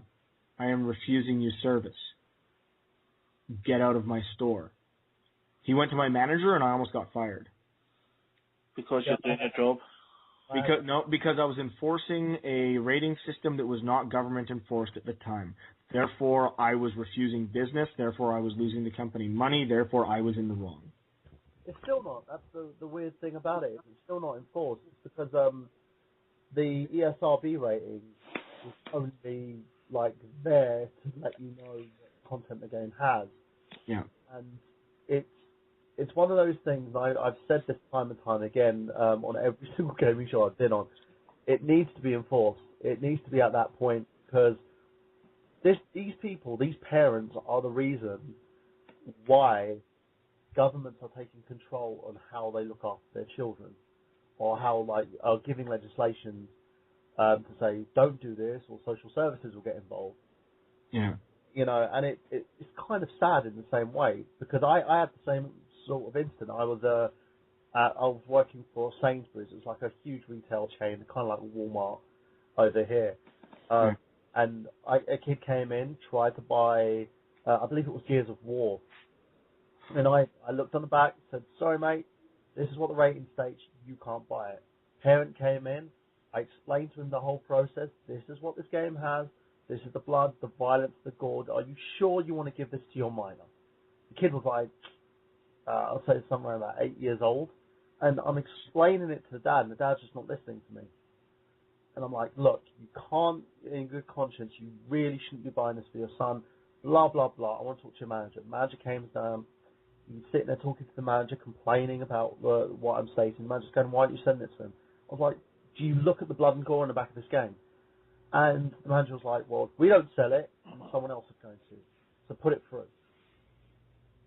And I'm saying to him, no, I'm not going to put it through, do it yourself. I'm not doing it. And because of that, I was cautioned, and they put me into a situation where I could have. They said if I did that again, I would have been fired. That's just not a good company to work for, then. Yeah, no, I left. I mean, that's bullcrap. I mean, I was unbelievably offended when I got brought up on the carpet in front of this guy and his kid for refusing to sell them that game. But, I mean, as a child, I watched, I was maybe 4, and I was watching James Bond movies with my parents. But, note that, with my parents, they watched everything we watched. When it came to games, when it came to movies, when it came to whatever, they monitored to see what was in it. And they were always there, and afterwards there was the discussion. If it was a violent movie, if it was a whatever, there was always okay, now, you know that was pretend, right? That wasn't real. It was make-believe. It was like when you play with your friends, because if you do that in real life, you will hurt people, and it's wrong. Like, they took the time to actually, parents. Nowadays, parents are so busy going to rallies and waving banners and complaining that the media makes their children into murderers, they're not actually spending time with their damn kids. Yeah. And that's the problem. They're not parenting. If you parent properly, if you raise them properly, if you teach them the difference between fantasy and reality, then they're not going to turn around and try and bring a machine gun to school and shoot half of the school down because they're angry that, I don't know, they were made fun of or whatever the issues are. They'll have their head on right, and they'll find better ways to deal with it. But if you just hand them Hellraiser and Grand Theft Auto when they're 6, then your kid's going to be a little psycho. Yeah.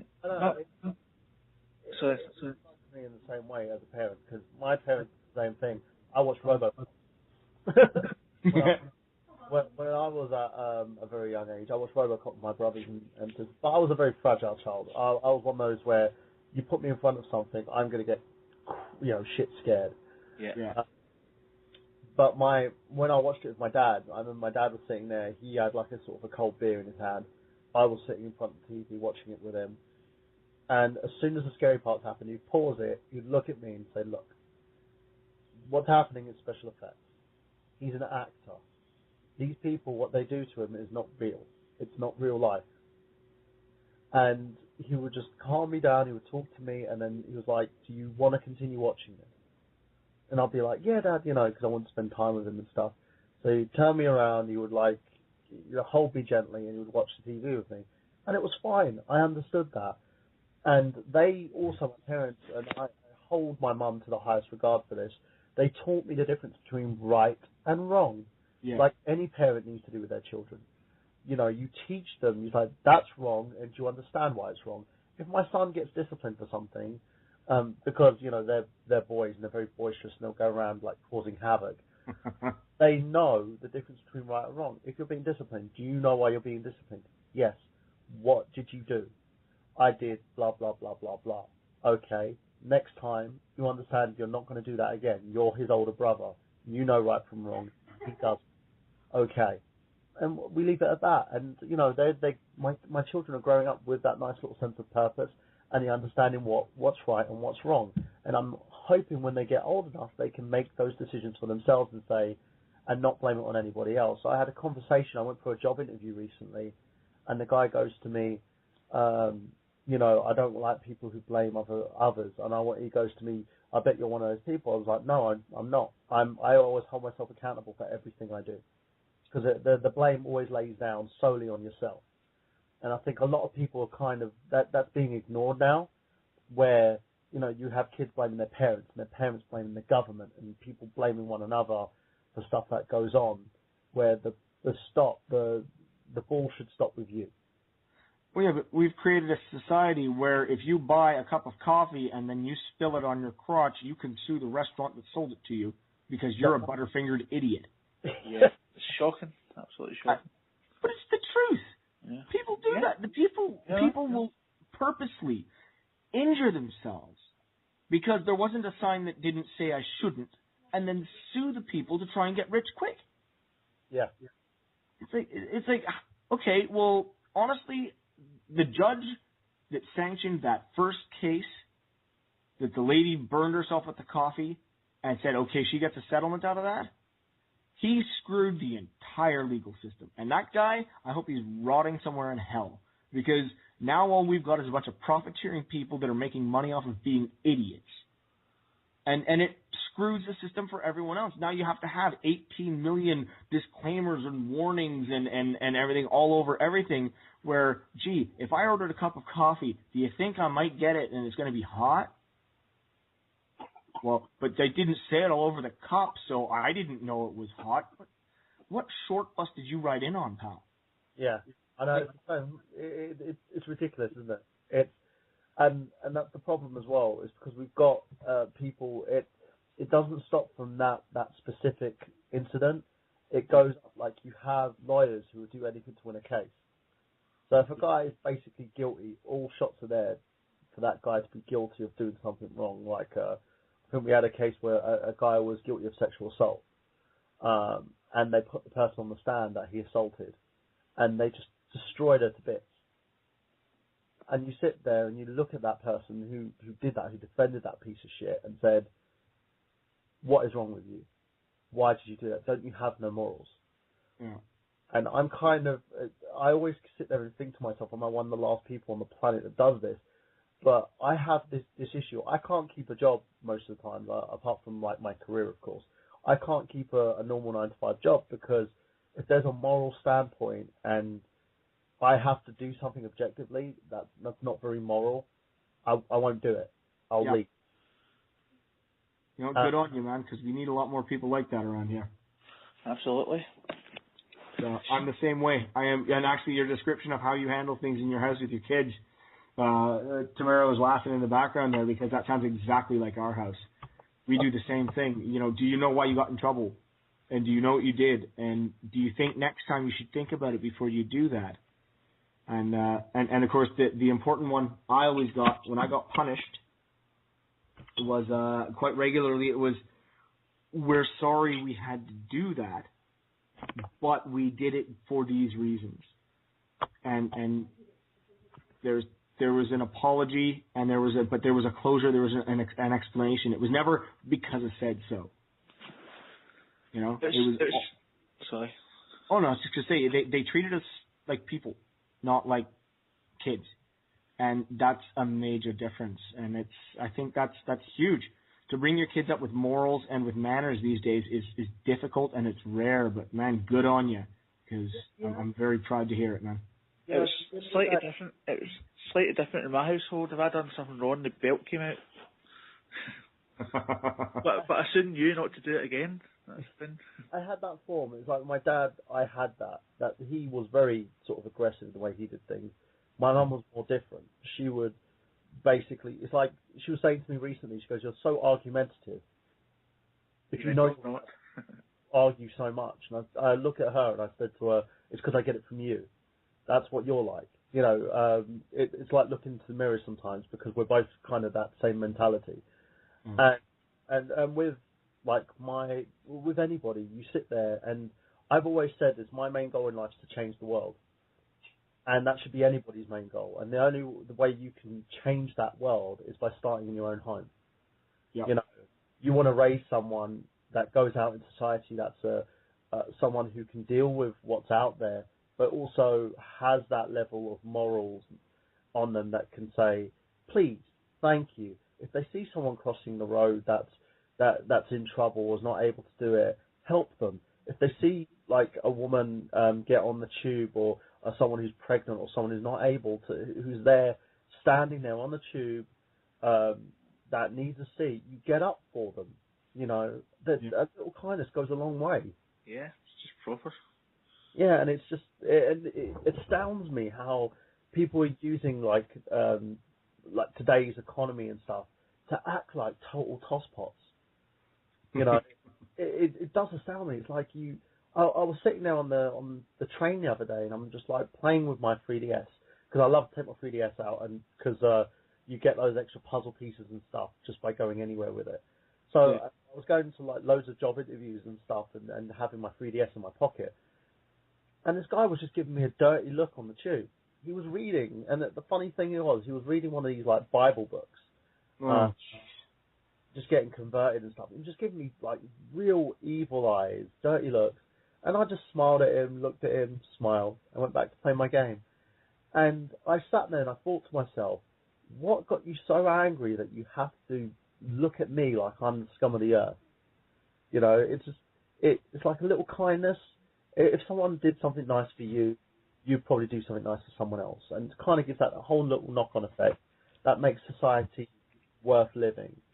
You know, and that fact that people are not accountable for any of their actions is part of the problem. And I think we need to actually understand that if someone's guilty of someone, if it's proven that someone has done something wrong and they're going to go inside for it, don't shorten their sentence.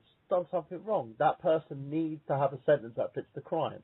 If you've got a person that's gone out there and but like a kid hits another child, you're going to pull those parents in. Don't argue at the teacher because that teacher's disciplining your child. Argue at your child because he's done something wrong. Yes.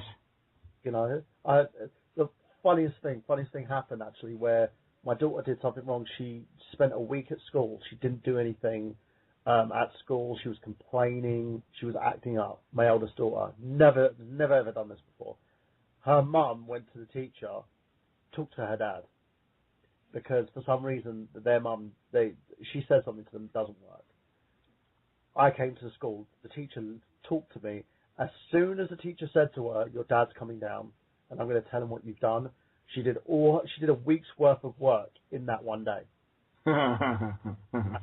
She sat there with a look at her face like, oh shit, the shit's hit the fan. I came into school, the teacher told me, I looked at her, her head immediately just dropped. And I was like, you know what's going to happen. Your dads are always more respected, I think. Because my mum used to say to me, she used to threaten me, like, if you don't stop that, I'll do such and such a thing. But she never ever done it. Whereas if my dad told me, if you do that one more time, you'll get belted. He knew you would do it, and you would stop. So, I think, I don't know if it's maybe my mum and dad, but I think a lot of my dads are the same, aren't they? The mums are more softer. I think it's parenting. In the end, I think both parents can be on that same level, as long as you both have to basically stick together on that. If one upsets the other, it doesn't work. So it's like, if for instance, my youngest daughter, she has this thing where she'll go to her mum about something. If her mum says no, she'll immediately come to me. Yep. That's all kids. Every child does that. She stopped doing it now because I'm just like, what did your mum say? Mum said it's okay. I said, give me a second, I'm going to call your mum. Phone her up. Yeah, did you say this? No. Yeah, she said no, so I'm saying no. Oh, you have to be, as parents, you have to be a team. You have to be united. Because kids are wily, and they're friggin' cunning, and they will do anything they can to break those boundaries. Yeah, you have that kind of sense of pride as well at the same time when they try it, because you're like, oh, that's cute, but no, you're not getting away with it. Oh, yeah, no, absolutely. Well, I mean, I've never discouraged my kids from asking questions. I encourage it. If you're going to ask me a million questions, good. You're curious about the world. You're curious about life. You want to know the answers. Let's find them together. Yeah. Oh. I'm the same way. You've got to basically be that way with them, because if they want to ask you about something, you sit there, you talk to them. You take that time to share something with them. And I think that's one of the reasons why my eldest son at the moment says to his mum, she's like, I want to stay with Dad all the time. He's like, I want to go to Dad's house. And she keeps asking him, what is it about Dad that you love so much? And he sits there and he tells her, because Dad treats me like a person. Jeez. Shall we move on to the next subject? Oh, I'm sorry. Yes, we have tangented the hell out of your podcast, sir. I am so sorry. Not at all. So we are back on the island. Sorry about that. We had a slight layover in Serious Town. Let's all hop back on the fun wagon and get back over to the desert island. Oh, I feel like the big bad wolf. No. Conversation. No. We seriously went into some pretty dark territory for a while there, and we should tone it back a little bit. So I apologize. Like I said, I tend to wander. So not at all. It's great. I'm enjoying the conversation. It's brilliant. But sometimes you just need to get back on the subject. Absolutely. So I apologise. No, it's all good. Well, I think we're done with the games. I think you picked your 8 games, and they're all awesome picks. And if anybody's not played them, then you should go out and definitely check them out. So the next thing, now before I get to this next item that he's allowed to bring on the desert island, you might not be familiar with this because you've probably not listened to Desert Island Discs because it's a UK show, but anybody in the UK will be familiar. On that show, the host gives the person that's going on a desert island, they'll get a copy of the Bible and the complete works of Shakespeare. So I'm trying to stick to the format of that show as closely as possible, but I'm changing it to something more gaming related. So you get a subscription to the Retro Gaming magazine, which is a UK thing, and you also get this. This will not work if you don't know the guy, but you also get the complete works of Steve Benway, who is a YouTuber. I don't know if you've heard of him or not, but I recognise that name. Yeah, it's when I was making the script for this show at the start, at the time it seemed quite funny, but the last time I said it, I think it was Zach, and he said, "No, I don't know who he is." So, well, no, that all works. So I've got reading material, and I've got a little something to watch on the side. That's perfect. Right. So the next item that you can bring yourself is a book. And actually, I think it looks like your book is also tied in with your luxury item, which is coming next as well. But the book is Arnold Schwarzenegger's new Encyclopedia of Modern Bodybuilding. That is correct, and that is tied into my luxury item. Yeah. Basically, if I have the time, I'm on a desert island. One thing that I'm trying to do now is get in better shape. I'm really working on it, and I've got a trainer. People might know him if they're on Facebook a lot. He's friends with a lot of the community. I know Michael knows him. A fellow by the name of Michael Yanacito. Right. Amazing guy, really awesome, a really, really good friend, and an incredible trainer. This guy knows his stuff, but he's trying to help me get in shape, and so what I find I have a lot of trouble with the job and a wife and kids, and there's not a lot of time. So I'm usually 4 a.m. I'm getting out of bed and I'm at the gym at 5 a.m. so that I can work out and still get to work on time. Yeah. But if I'm on a desert island, then that book is invaluable for good workout routines and exercise routines to increase strength. Which I'm on a desert island. I'm gonna have to fend for food. I'm probably gonna be hunting. I'm gonna need to be in good shape, and The luxury item, which ties into it, is a universal gym. Yes. So that I can read the book and do the workouts. That is very, very well thought out.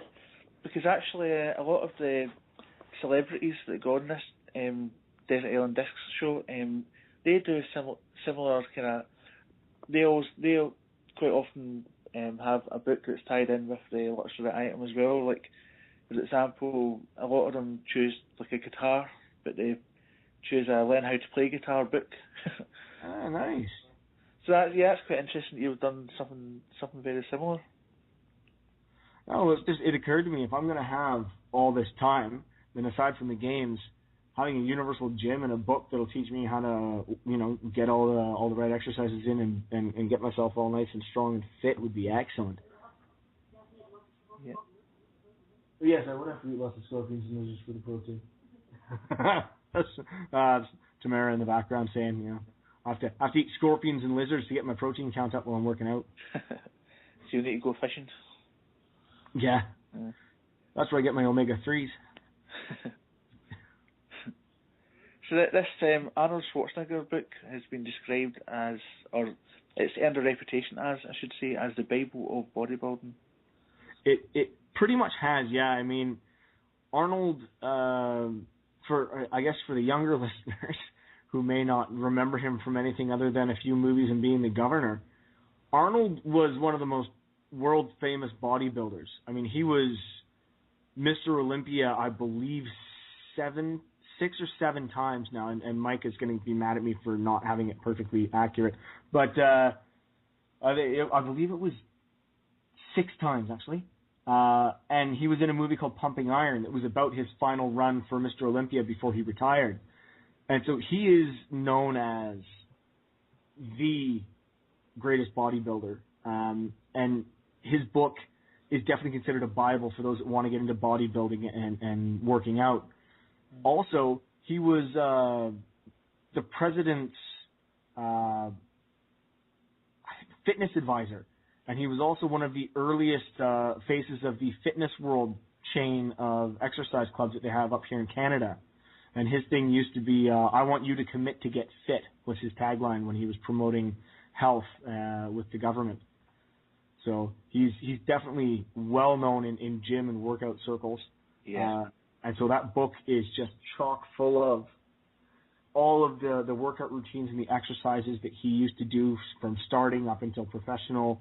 All the information you need to know about diet, about protein, about all of it. It's just, if you want to know about bodybuilding, that's where you go. Yeah, and you're right, it is 7 times. He was the winner of Mr. Olympia. Yeah. Yes. His final one, he was defending it against Lou Ferrigno. Yeah, he was considered. They would always say about Schwarzenegger, they considered him the oak because he was like a big oak tree. He was someone who had everything in terms of the look. He was also very, very intelligent, believe it or not, because back in the day, bodybuilders always had that negative stigma that they're all dumb. But he was also very jealous of Lou Ferrigno because he got into he had a very viable career in show business and entertainment before Schwarzenegger did. Yeah.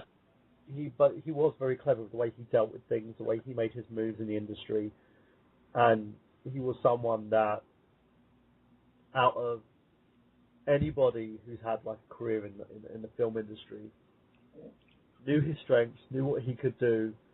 But it's kind of sad that nowadays he's actually considered a bit of a pun because of he tried to sort of break out of the mold of being an action star and trying to be considered an actor in a sense, because he was doing loads of very comedy roles and film roles and stuff, and it didn't quite translate. Actually, I was going to say, and I might be wrong, I might be mistaken, but I'm sure that I read somewhere that he actually tried out, or he got offered the part of the Incredible Hulk TV series. I'm not sure if I'm correct on that, but I think it's something like that, maybe. I think he was considered for it, but Ferrigno got it in the end. Yeah. And that was one of the issues that he had. But it was so funny, because if you look at like some of the events he did, he was he kind of had that Muhammad Ali presence on stage when he was doing his bodybuilding fitness contest. He would bring a bit of humour, he would bring a bit of entertainment when he was doing his poses, where it was something that wasn't seen. It was when that kind of industry was considered mainstream, it was considered a sport in a sense, where nowadays it's actually considered, because of all the steroid scandals and the drug scandals that were going on within the industry itself, it's not really considered anything like that anymore. You know, it's considered sort of a niche field to actually get into. Yeah, back when he was incredibly. If anyone hasn't seen Pumping Iron, watch it. It's amazing to see Arnold talking back in those days about bodybuilding, about the sport, about his role in it, and he was cunning. He was a very smart man, talking about his strategies for how he would win, even if there was someone who he felt or knew was in a better position to win. He had mind games he could play with them that would psych them out. Just unbelievable. Yeah, it was actually quite funny as well because it mirrored Ali in a sense. Because with Muhammad Ali, whenever he got himself into a boxing match, he knew he couldn't win. He would still be so arrogant and cocky that he would wind the other guy up to the point where he would find a chink in that guy's armor and go at him. Yeah. And those guys, they would defeat you before you even got in there. You know, they had it won from the mentality, from the way that they actually could take someone down. Yeah. It's a shame. It's a shame. It's a shame we've not got one of our Retro Unlimited guys with us, Harry Yak, because he does a brilliant Arnie impersonation. Oh, he did a funny impersonation. Put that cookie down now. Just like that. Not a tumor. You know, it's fantastic to be here. Thank you for bringing me on your podcast, this Desert Island Games. It's very nice. I'm very, very interested in playing most of the games, but I don't like to sit still too much. I like games where I can get up and yell and lift the weights. Very good. It's fantastic. I really like to come on the show. I appreciate you bringing me here to talk about the games in my new book, Arnold Schwarzenegger's complete bodybuilding book. There, you should read it. I can't remember my own title, but you need to buy it. You need to work out, get those flabby muscles, big, hard, and strong like mine. I think Harry Yak's been out Schwarzenegger. Oh, now I feel bad. Right, I'll need to open up the challenge to Harry to come back on the show one day and prove that he's the number one Schwarzenegger impersonator. Yeah, he's got to win the title back. It's an open challenge to Harry Yak, if you're listening. All right. Tamara says we should do an episode where everybody's Arnold Schwarzenegger. Do you know, I'm not even going to try it. Get to the chopper! Welcome to Arnold Schwarzenegger Gaming, where we talk with Arnold Schwarzenegger and Arnold Schwarzenegger about our favorite games and, of course, about bodybuilding, making pizza, and getting to the chopper. Awesome. Well, I think we more or less covered your luxury item in that part as well, didn't we? Which is Universal Gym. Yeah, basically, I'd want to have one that can be converted to do just about everything, and then I'd be fine. So, how are you going to fit your Universal Gym on your little rowboat? Rowboat? Well, I don't know. Well, I've not worked out how you got stranded on the desert island in the first place, but maybe it was a plane crash and the gym was in the cargo hold. So yeah, that could work. Okay, I can go with that. I was gonna say, otherwise it could be that I actually I brought all that stuff out to the island because I wanted to live there, and then I sank the boat so no one else could come and bother me. Yeah, I've not thought that one through yet. It's a magic desert island. I showed up and all the stuff I wanted was just there. It's great. It's like the desert island in Lost. Exactly. Oh, I hope there's not a big black smoke ring with chain sounds coming out of it. That wasn't my luxury item. But you're a bodybuilder, you can fight it off. That's right. I'll just do lots of squats and power up, and then I'll be able to kick it off the island. Either that, or get him interested in all your games. Fair enough. Yeah. That way, then he can take a turn while I'm working out, and then he can switch out. It's his set, and I can do games. In fact, the black smoke monster could be the new Johnny. Oh, jeez. I don't know if it can clank until next time quite well. So, I think that's all the items covered. Of some brilliant choices there, I must say. Oh, cheers, man! It was tough. It was tough to choose just 8. Yeah. I mean, eight's quite a lot too, but it was still hard. Yeah, it's a strange number as well, but I'm trying to stick to the format of the thing that I'm ripping off, and it's 8 items that they pick as well. So. Well, no, it makes for you know, when you first hear it, you think, oh, well, that's going to be easy. I mean, 8, that's lots. But as you go through, and of course you take the first ones that come off the top of your head, but then you start going over that list and going, okay, but I didn't think of this game. Oh, would that be more than, you know? And then what about that one? And then other systems, because you first start thinking about just one. It really was a lot to think about. So it's a tough one because it starts easy and then it just second guesses everything as you go through. Yeah, and I was looking back at my games, and then I thought to myself, oh, why didn't I see that one? I forgot about that one as well. Yeah, you see, I'll probably wake up at about 4 a.m. and go, oh crap, I should have said that game. Yeah. And, I'm like that as well. I've got so many consoles, so many systems that I'd sit there and I'd have to figure out. I think the only sure game for me to take on a desert island would probably be Mario World, just because of the fact that I could spend hours playing that game. But don't give me all your choices, Michael, because you will be a future guest. Oh, of course. I'll probably change by the time I actually come on the show. Yeah. Well, I mean, with Super Mario World, you could spend hours just trying to get through those levels before the special zone. Yeah, and then everything changes. That's one thing I love about that game. Oh, that was so great. It's one of those, you can just watch the visuals and everything again. It's like playing a whole entire new game. I think that's one thing that Nintendo kind of had above everybody else, is that they can make you experience the same game but do it in such innovative and new ways. I think a big testament to that is Super Mario 3D World. If anybody, like anyone out there, I've promoted the hell out of this game. I think Nintendo should be paying me a salary for this.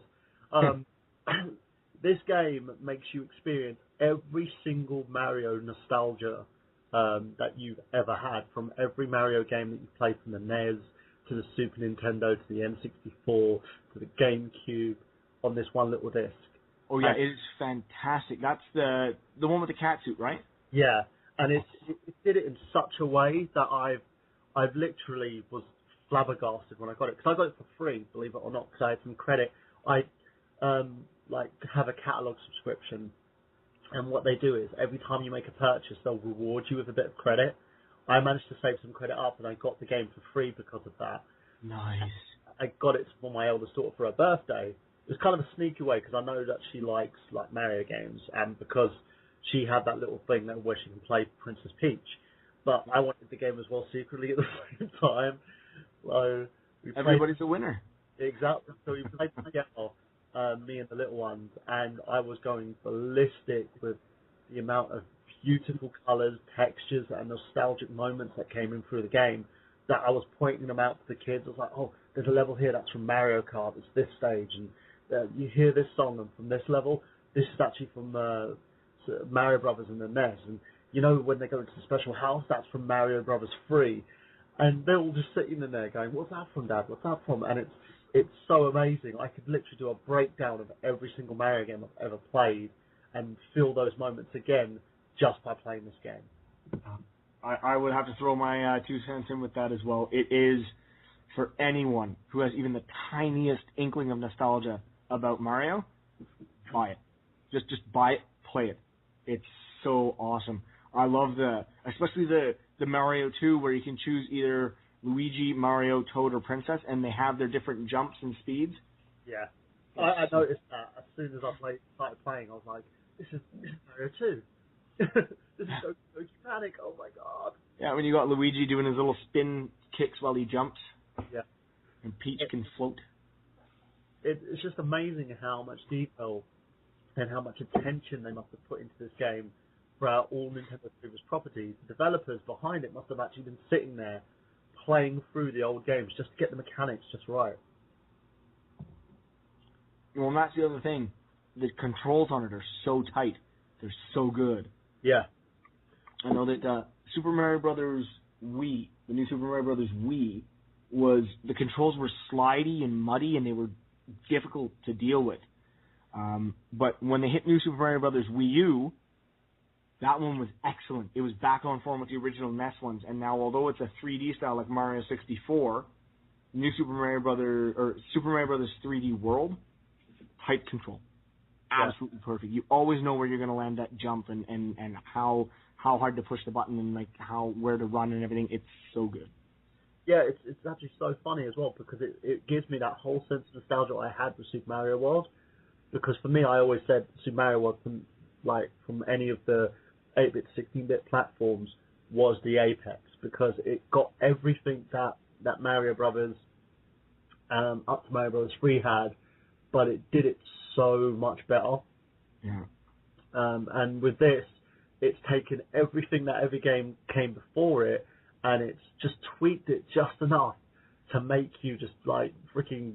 It's like the weirdest thing I'm going to say now. It's like a gamegasm in a sense because all your favorite games rolled into one, and it's just so amazing. And a lot of people sit there and go, "Oh, Mario's so boring. How can you play the same game over and over again?"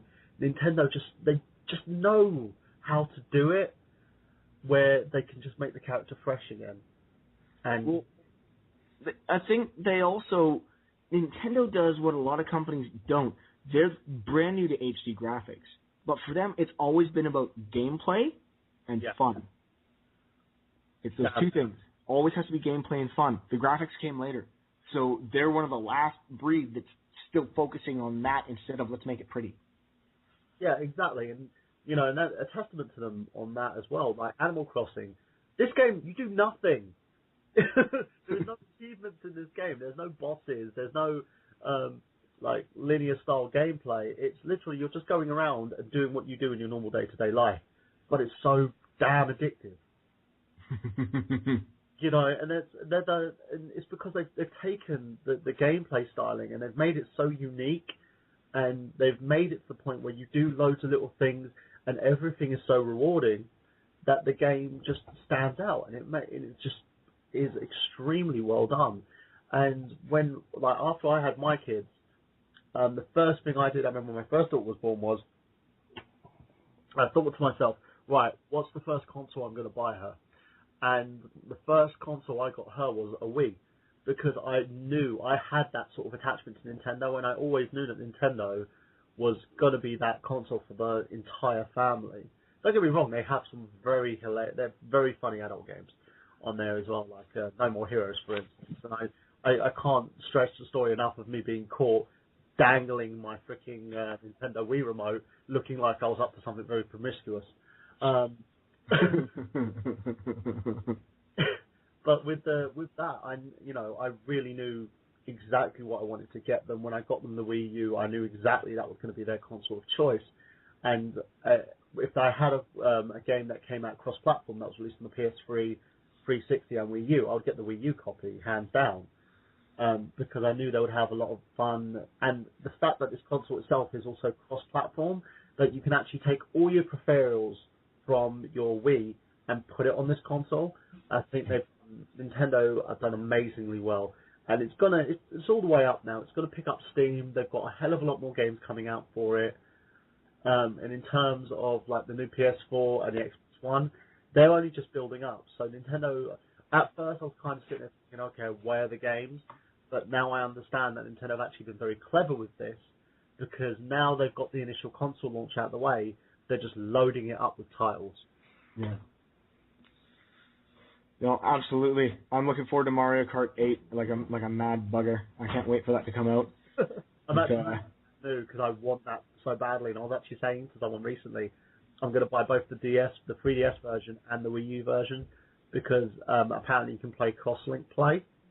Oh, yeah, I want to see if you can play like 5-player or something on there. So I've got the kids and the gamepad and the tablet, and I'm going to be sitting there on the 3DS. Just nice.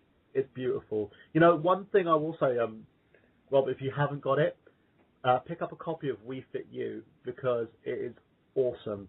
They've got this little timer thing on it where you can connect it to the tablet. You sync this little, it's like a mini stopwatch in a sense, and it syncs to the tablet. You download your Mi stats onto this little watch. You clip it to your belt or you put it in your coat pocket, and say you go out and you do your day-to-day stuff. It will calculate how many steps that you've made and calculate your calories from what you've been doing in your day-to-day. You can then sync it back with the tablet, and it awards you like extra points and unlockables just by using this little. And it works with the old Wii Fit board and everything as well at the same time. So I use it quite frequently for like yoga and stuff. I'll have to look into that. I'll have to check that one out for sure.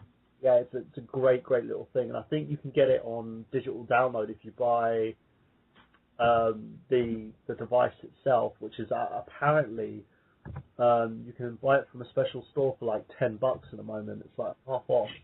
Nice. I'll tell you what the story is actually, because we had it on I Got Gameplay on the Facebook page. But it's the Wii Fit meter, and the store that's selling it, I don't know if it's your name. It's called Thrive. It's whom? The store's called Thrive. Prize? Like Prize? Frys. Thrive. Oh, okay. Is that an American chain? Yeah, I believe it's an American chain. But they're doing the Wii Fit meter for $10. It's usually done for like 20. Okay. So apparently you can unlock a free copy of the game for digital download if you actually get it. So take a look. Maybe they've got it on the website. I'll have to look into that for sure. I'll check that out. So. Sorry, John. I'm like taking over your show here. No, I'm just sitting back and letting somebody else do the talking. So, Rob, what's coming up on Happy Console Gamer? Anything interesting? Well, there'll be a new episode up on Sunday. Even though Johnny's on vacation, he made sure to take care of that ahead of time. So keep your eyes peeled. It's going to be a fun one. And this year, we've got a whole lot of good stuff planned. There may be a few public personal appearances that we'll be able to announce a little later on. We're still ironing out final details. There will, of course, be the Vancouver Retro Gaming Expo for those that are in good old Canada. They have that out in New Westminster every year. It's run by Brian from Game Deals, and a whole lot of our gaming community is up there. I think quite a few of the YouTubers also like to come out for that one. So you'll probably see a bunch of us there. Excellent. And I'm planning on doing a fair number of solo episodes this year myself as well, so keep your eyes peeled for those.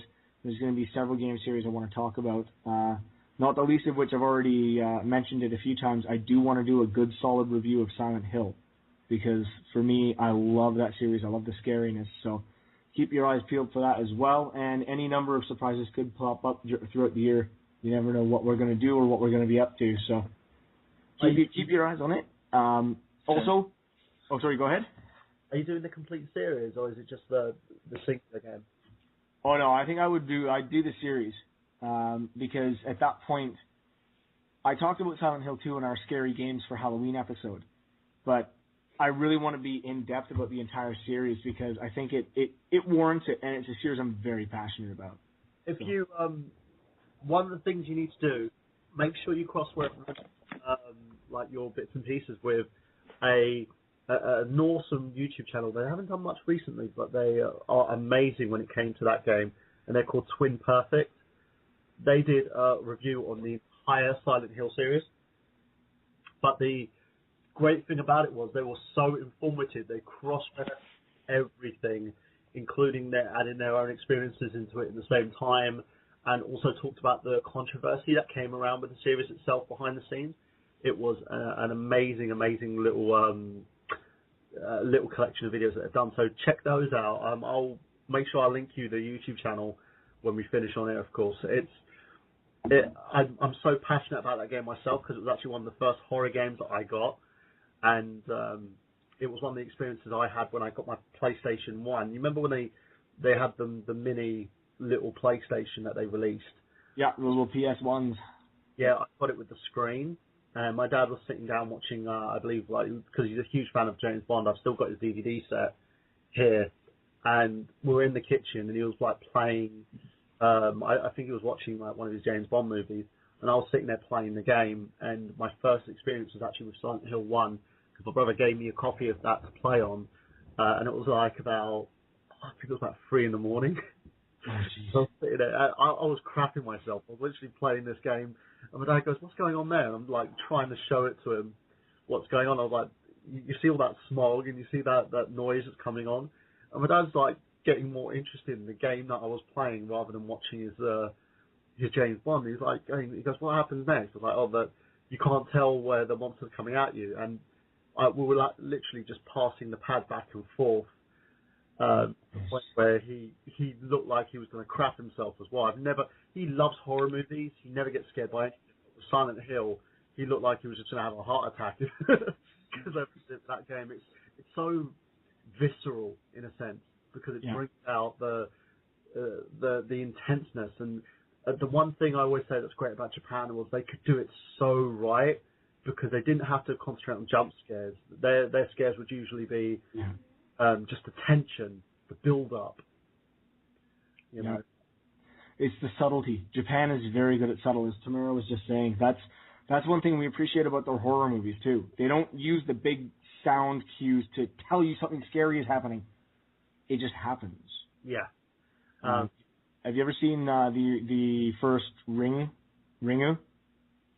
I saw that, and I saw the American version as well. The American version does translate it well.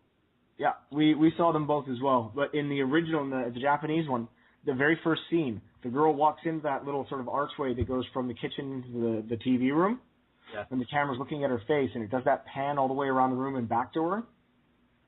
What I loved about that is as the camera pans, it's aimed right at her. It's her standing there by herself. It does that slow pan around the room. As it goes past the TV, you see her reflection.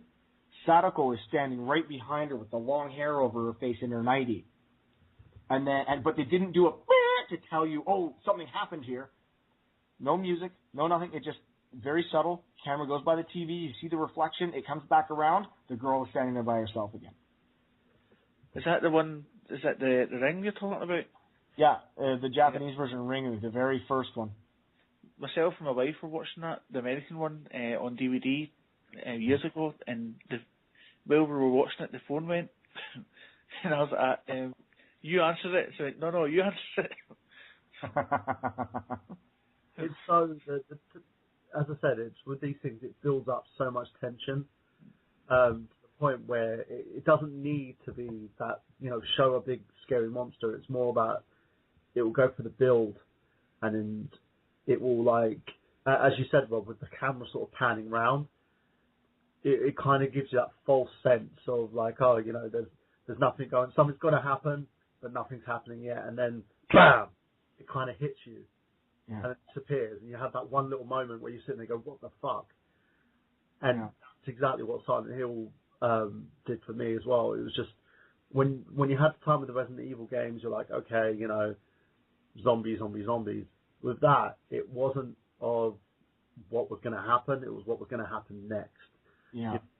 You're wondering when the next freaking big thing is going to happen, and it just builds and builds and builds. With me, I had to stop playing that game at night times because I was getting to the point where my mind was catching up with me. It was making stuff up as I was going along. Just awesome series. But if you need any help with that in terms of research, let me know. Because I love that game. It's one of my passions. I may have to hit you up for it because for me, I don't know if I'll be able to compare to that video series you were talking about. But for me, it's mostly just about my personal experiences and the fact that I love the series. So we'll talk because I would love to pick your brain about some of that actually. Oh, awesome. Some of the history and background. Yeah, it's a beautiful series. Yeah, very well made, very well done. Made air raid sirens the most disturbingly frightening thing in the universe. Oh, don't get me started on that. I remember one time I was playing, my ex was basically pregnant with my first daughter, and she made me leave the house right at night, and it was literally a cloudy night. I'm sitting there thinking it's like Silent Hill, and I had to go. My dad's house was like down the road at the time because we were just living just down the road from it. It was across a bridge, and all I started hearing was ah! I was screaming, running straight to my dad's house, grabbed her like a freaking jar of pickles, ran straight back because she was craving for some weird reason. I went straight back to mine, locked all the doors, and it was just a fox because the fox had these weird sort of childlike cries. Oh yeah. All I could think about was Silent Hill. Sitting there going, "Oh my god!" Oh man. Oh. Well, we had, after we watched the movie The Ring, it turned out the apartment we were in, we kept hearing that click. Oh, sorry, The Grudge, the one where they have that weird clicking throat noise. Yeah. our toilet was making that noise. But we were in the apartment. Yeah. So Rhea was in the bathroom by herself, and she got mad at me. She was like, "Stop it! Stop making that sound. It's not funny. It's scaring me." And I finally came in from the kitchen and said, "What?" And she was like, "Ah, what? Where were you?" In the kitchen. And she freaked out. But it turned out it was some loose connection in the toilet that was gurgling, and it made that exact same sound. It scared the shit out of us for weeks until I figured it out. Oh, I've had those same exact moments. It's like, what was the other one? Playing Resident Evil. First time I played Resident Evil. You know with the door sound, it just goes. Yes. I kept hearing that, and I'm sitting on the PlayStation. It was a dark night. Everyone was asleep, and all I'm hearing is.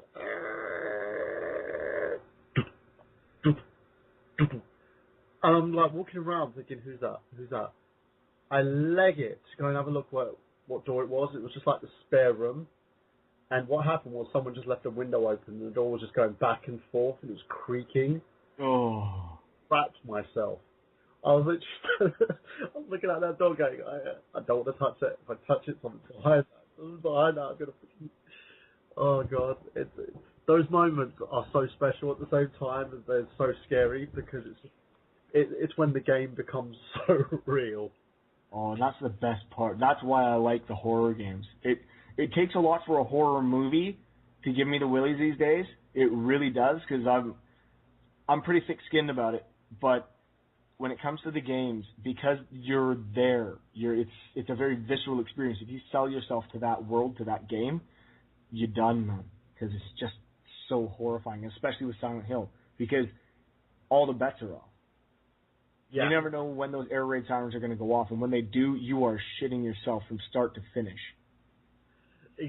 Totally. I with those games in general, with anything, I always find it one part due to the suspense that they can build in those games, but another part is basically the story, because you get so immersed in those stories, and it just shows how great the storytelling is as well at the same time.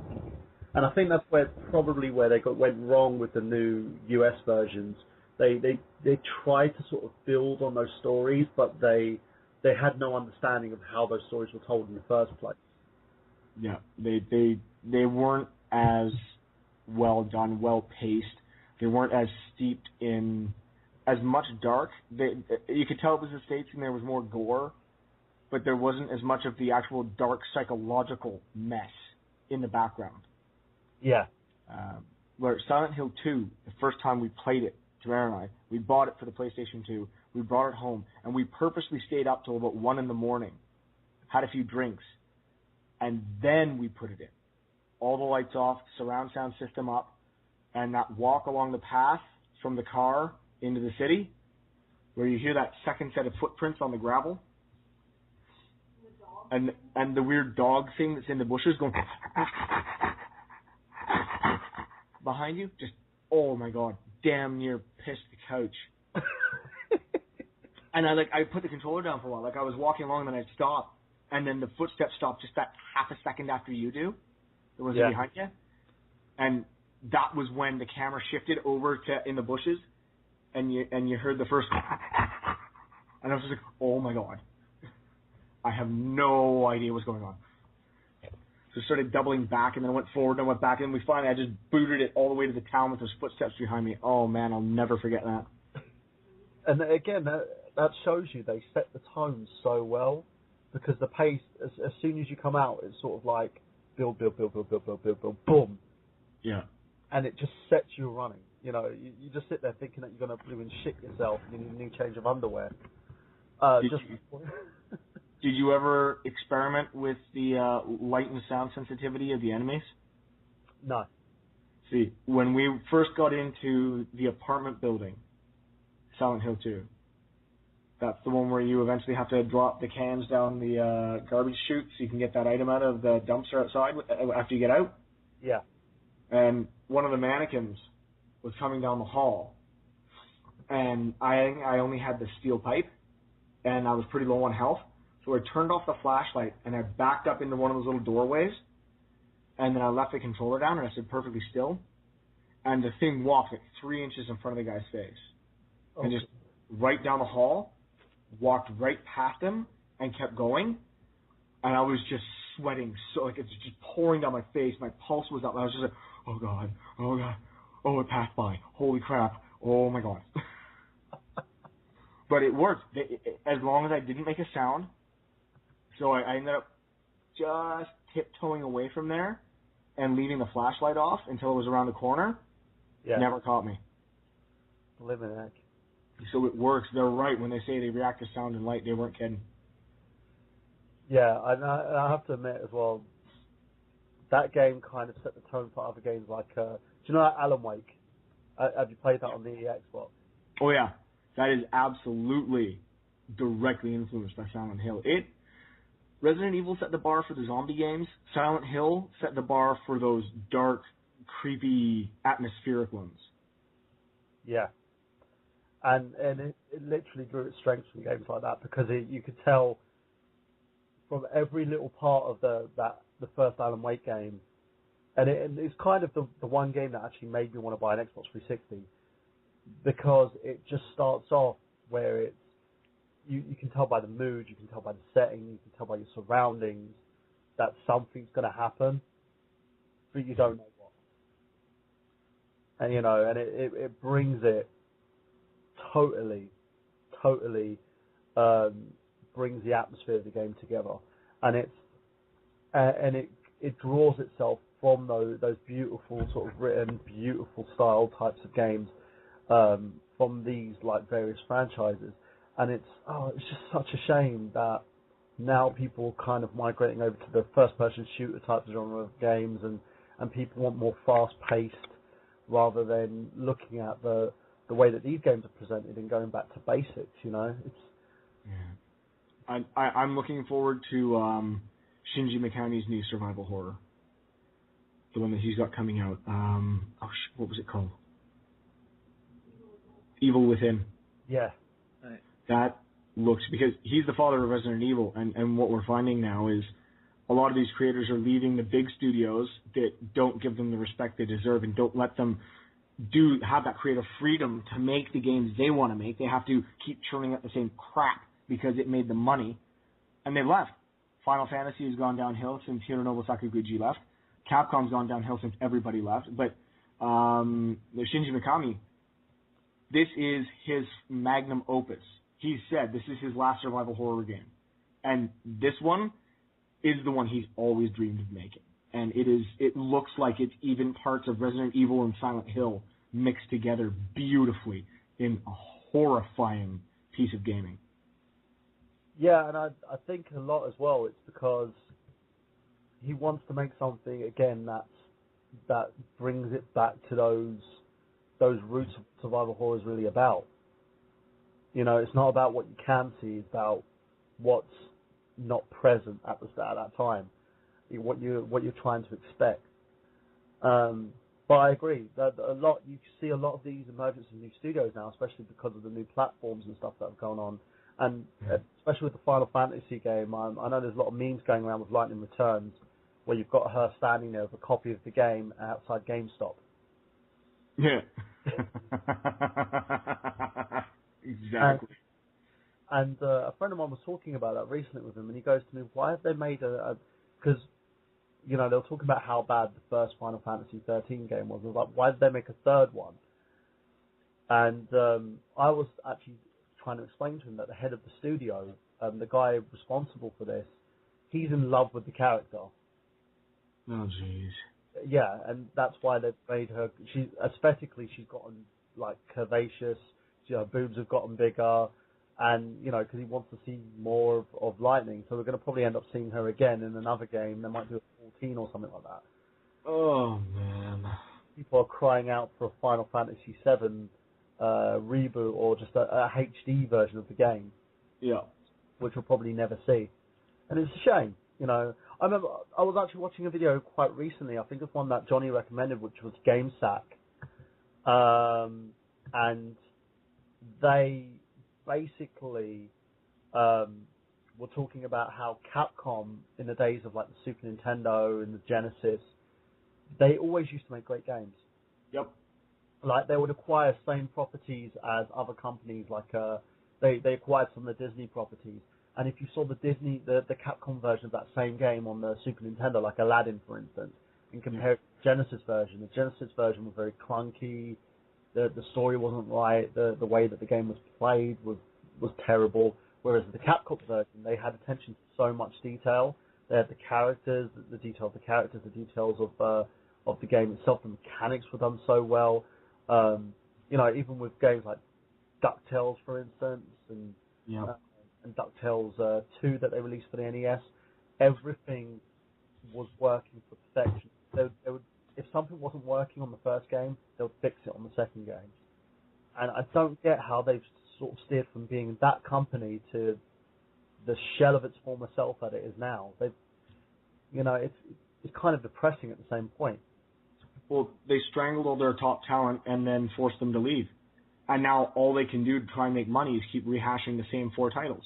So if you like Street Fighter, if you like Monster Hunter, if you like Phoenix Wright, you're going to get, and if you like the Marvel vs. Capcom, you're going to get what you want. You like Resident Evil, they're going to keep churning out crappy Resident Evil games. I'm still want the fact that Phoenix Wright is only downloadable only. That you get it over, I think it's in America and in Europe, you can't get it on cartridge.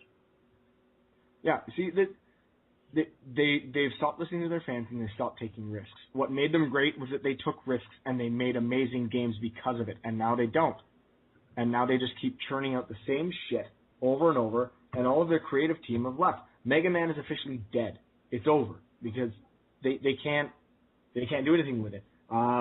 Resident Evil, Mikami's gone. They can't do anything with it.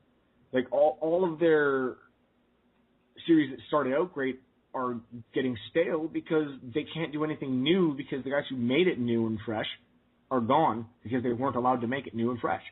So Capcom, I don't foresee good things for them. But a lot of these smaller studios like Platinum Games, I see great things coming from them. And I think they're going to do very well. I think we need to keep our eyes on those guys now, really. Quick shout out, if you have an Xbox One, and if you remember Panzer Dragoon for the Sega Saturn, get Crimson Dragon. Yeah, that looks like an unofficial sequel to the game, isn't it?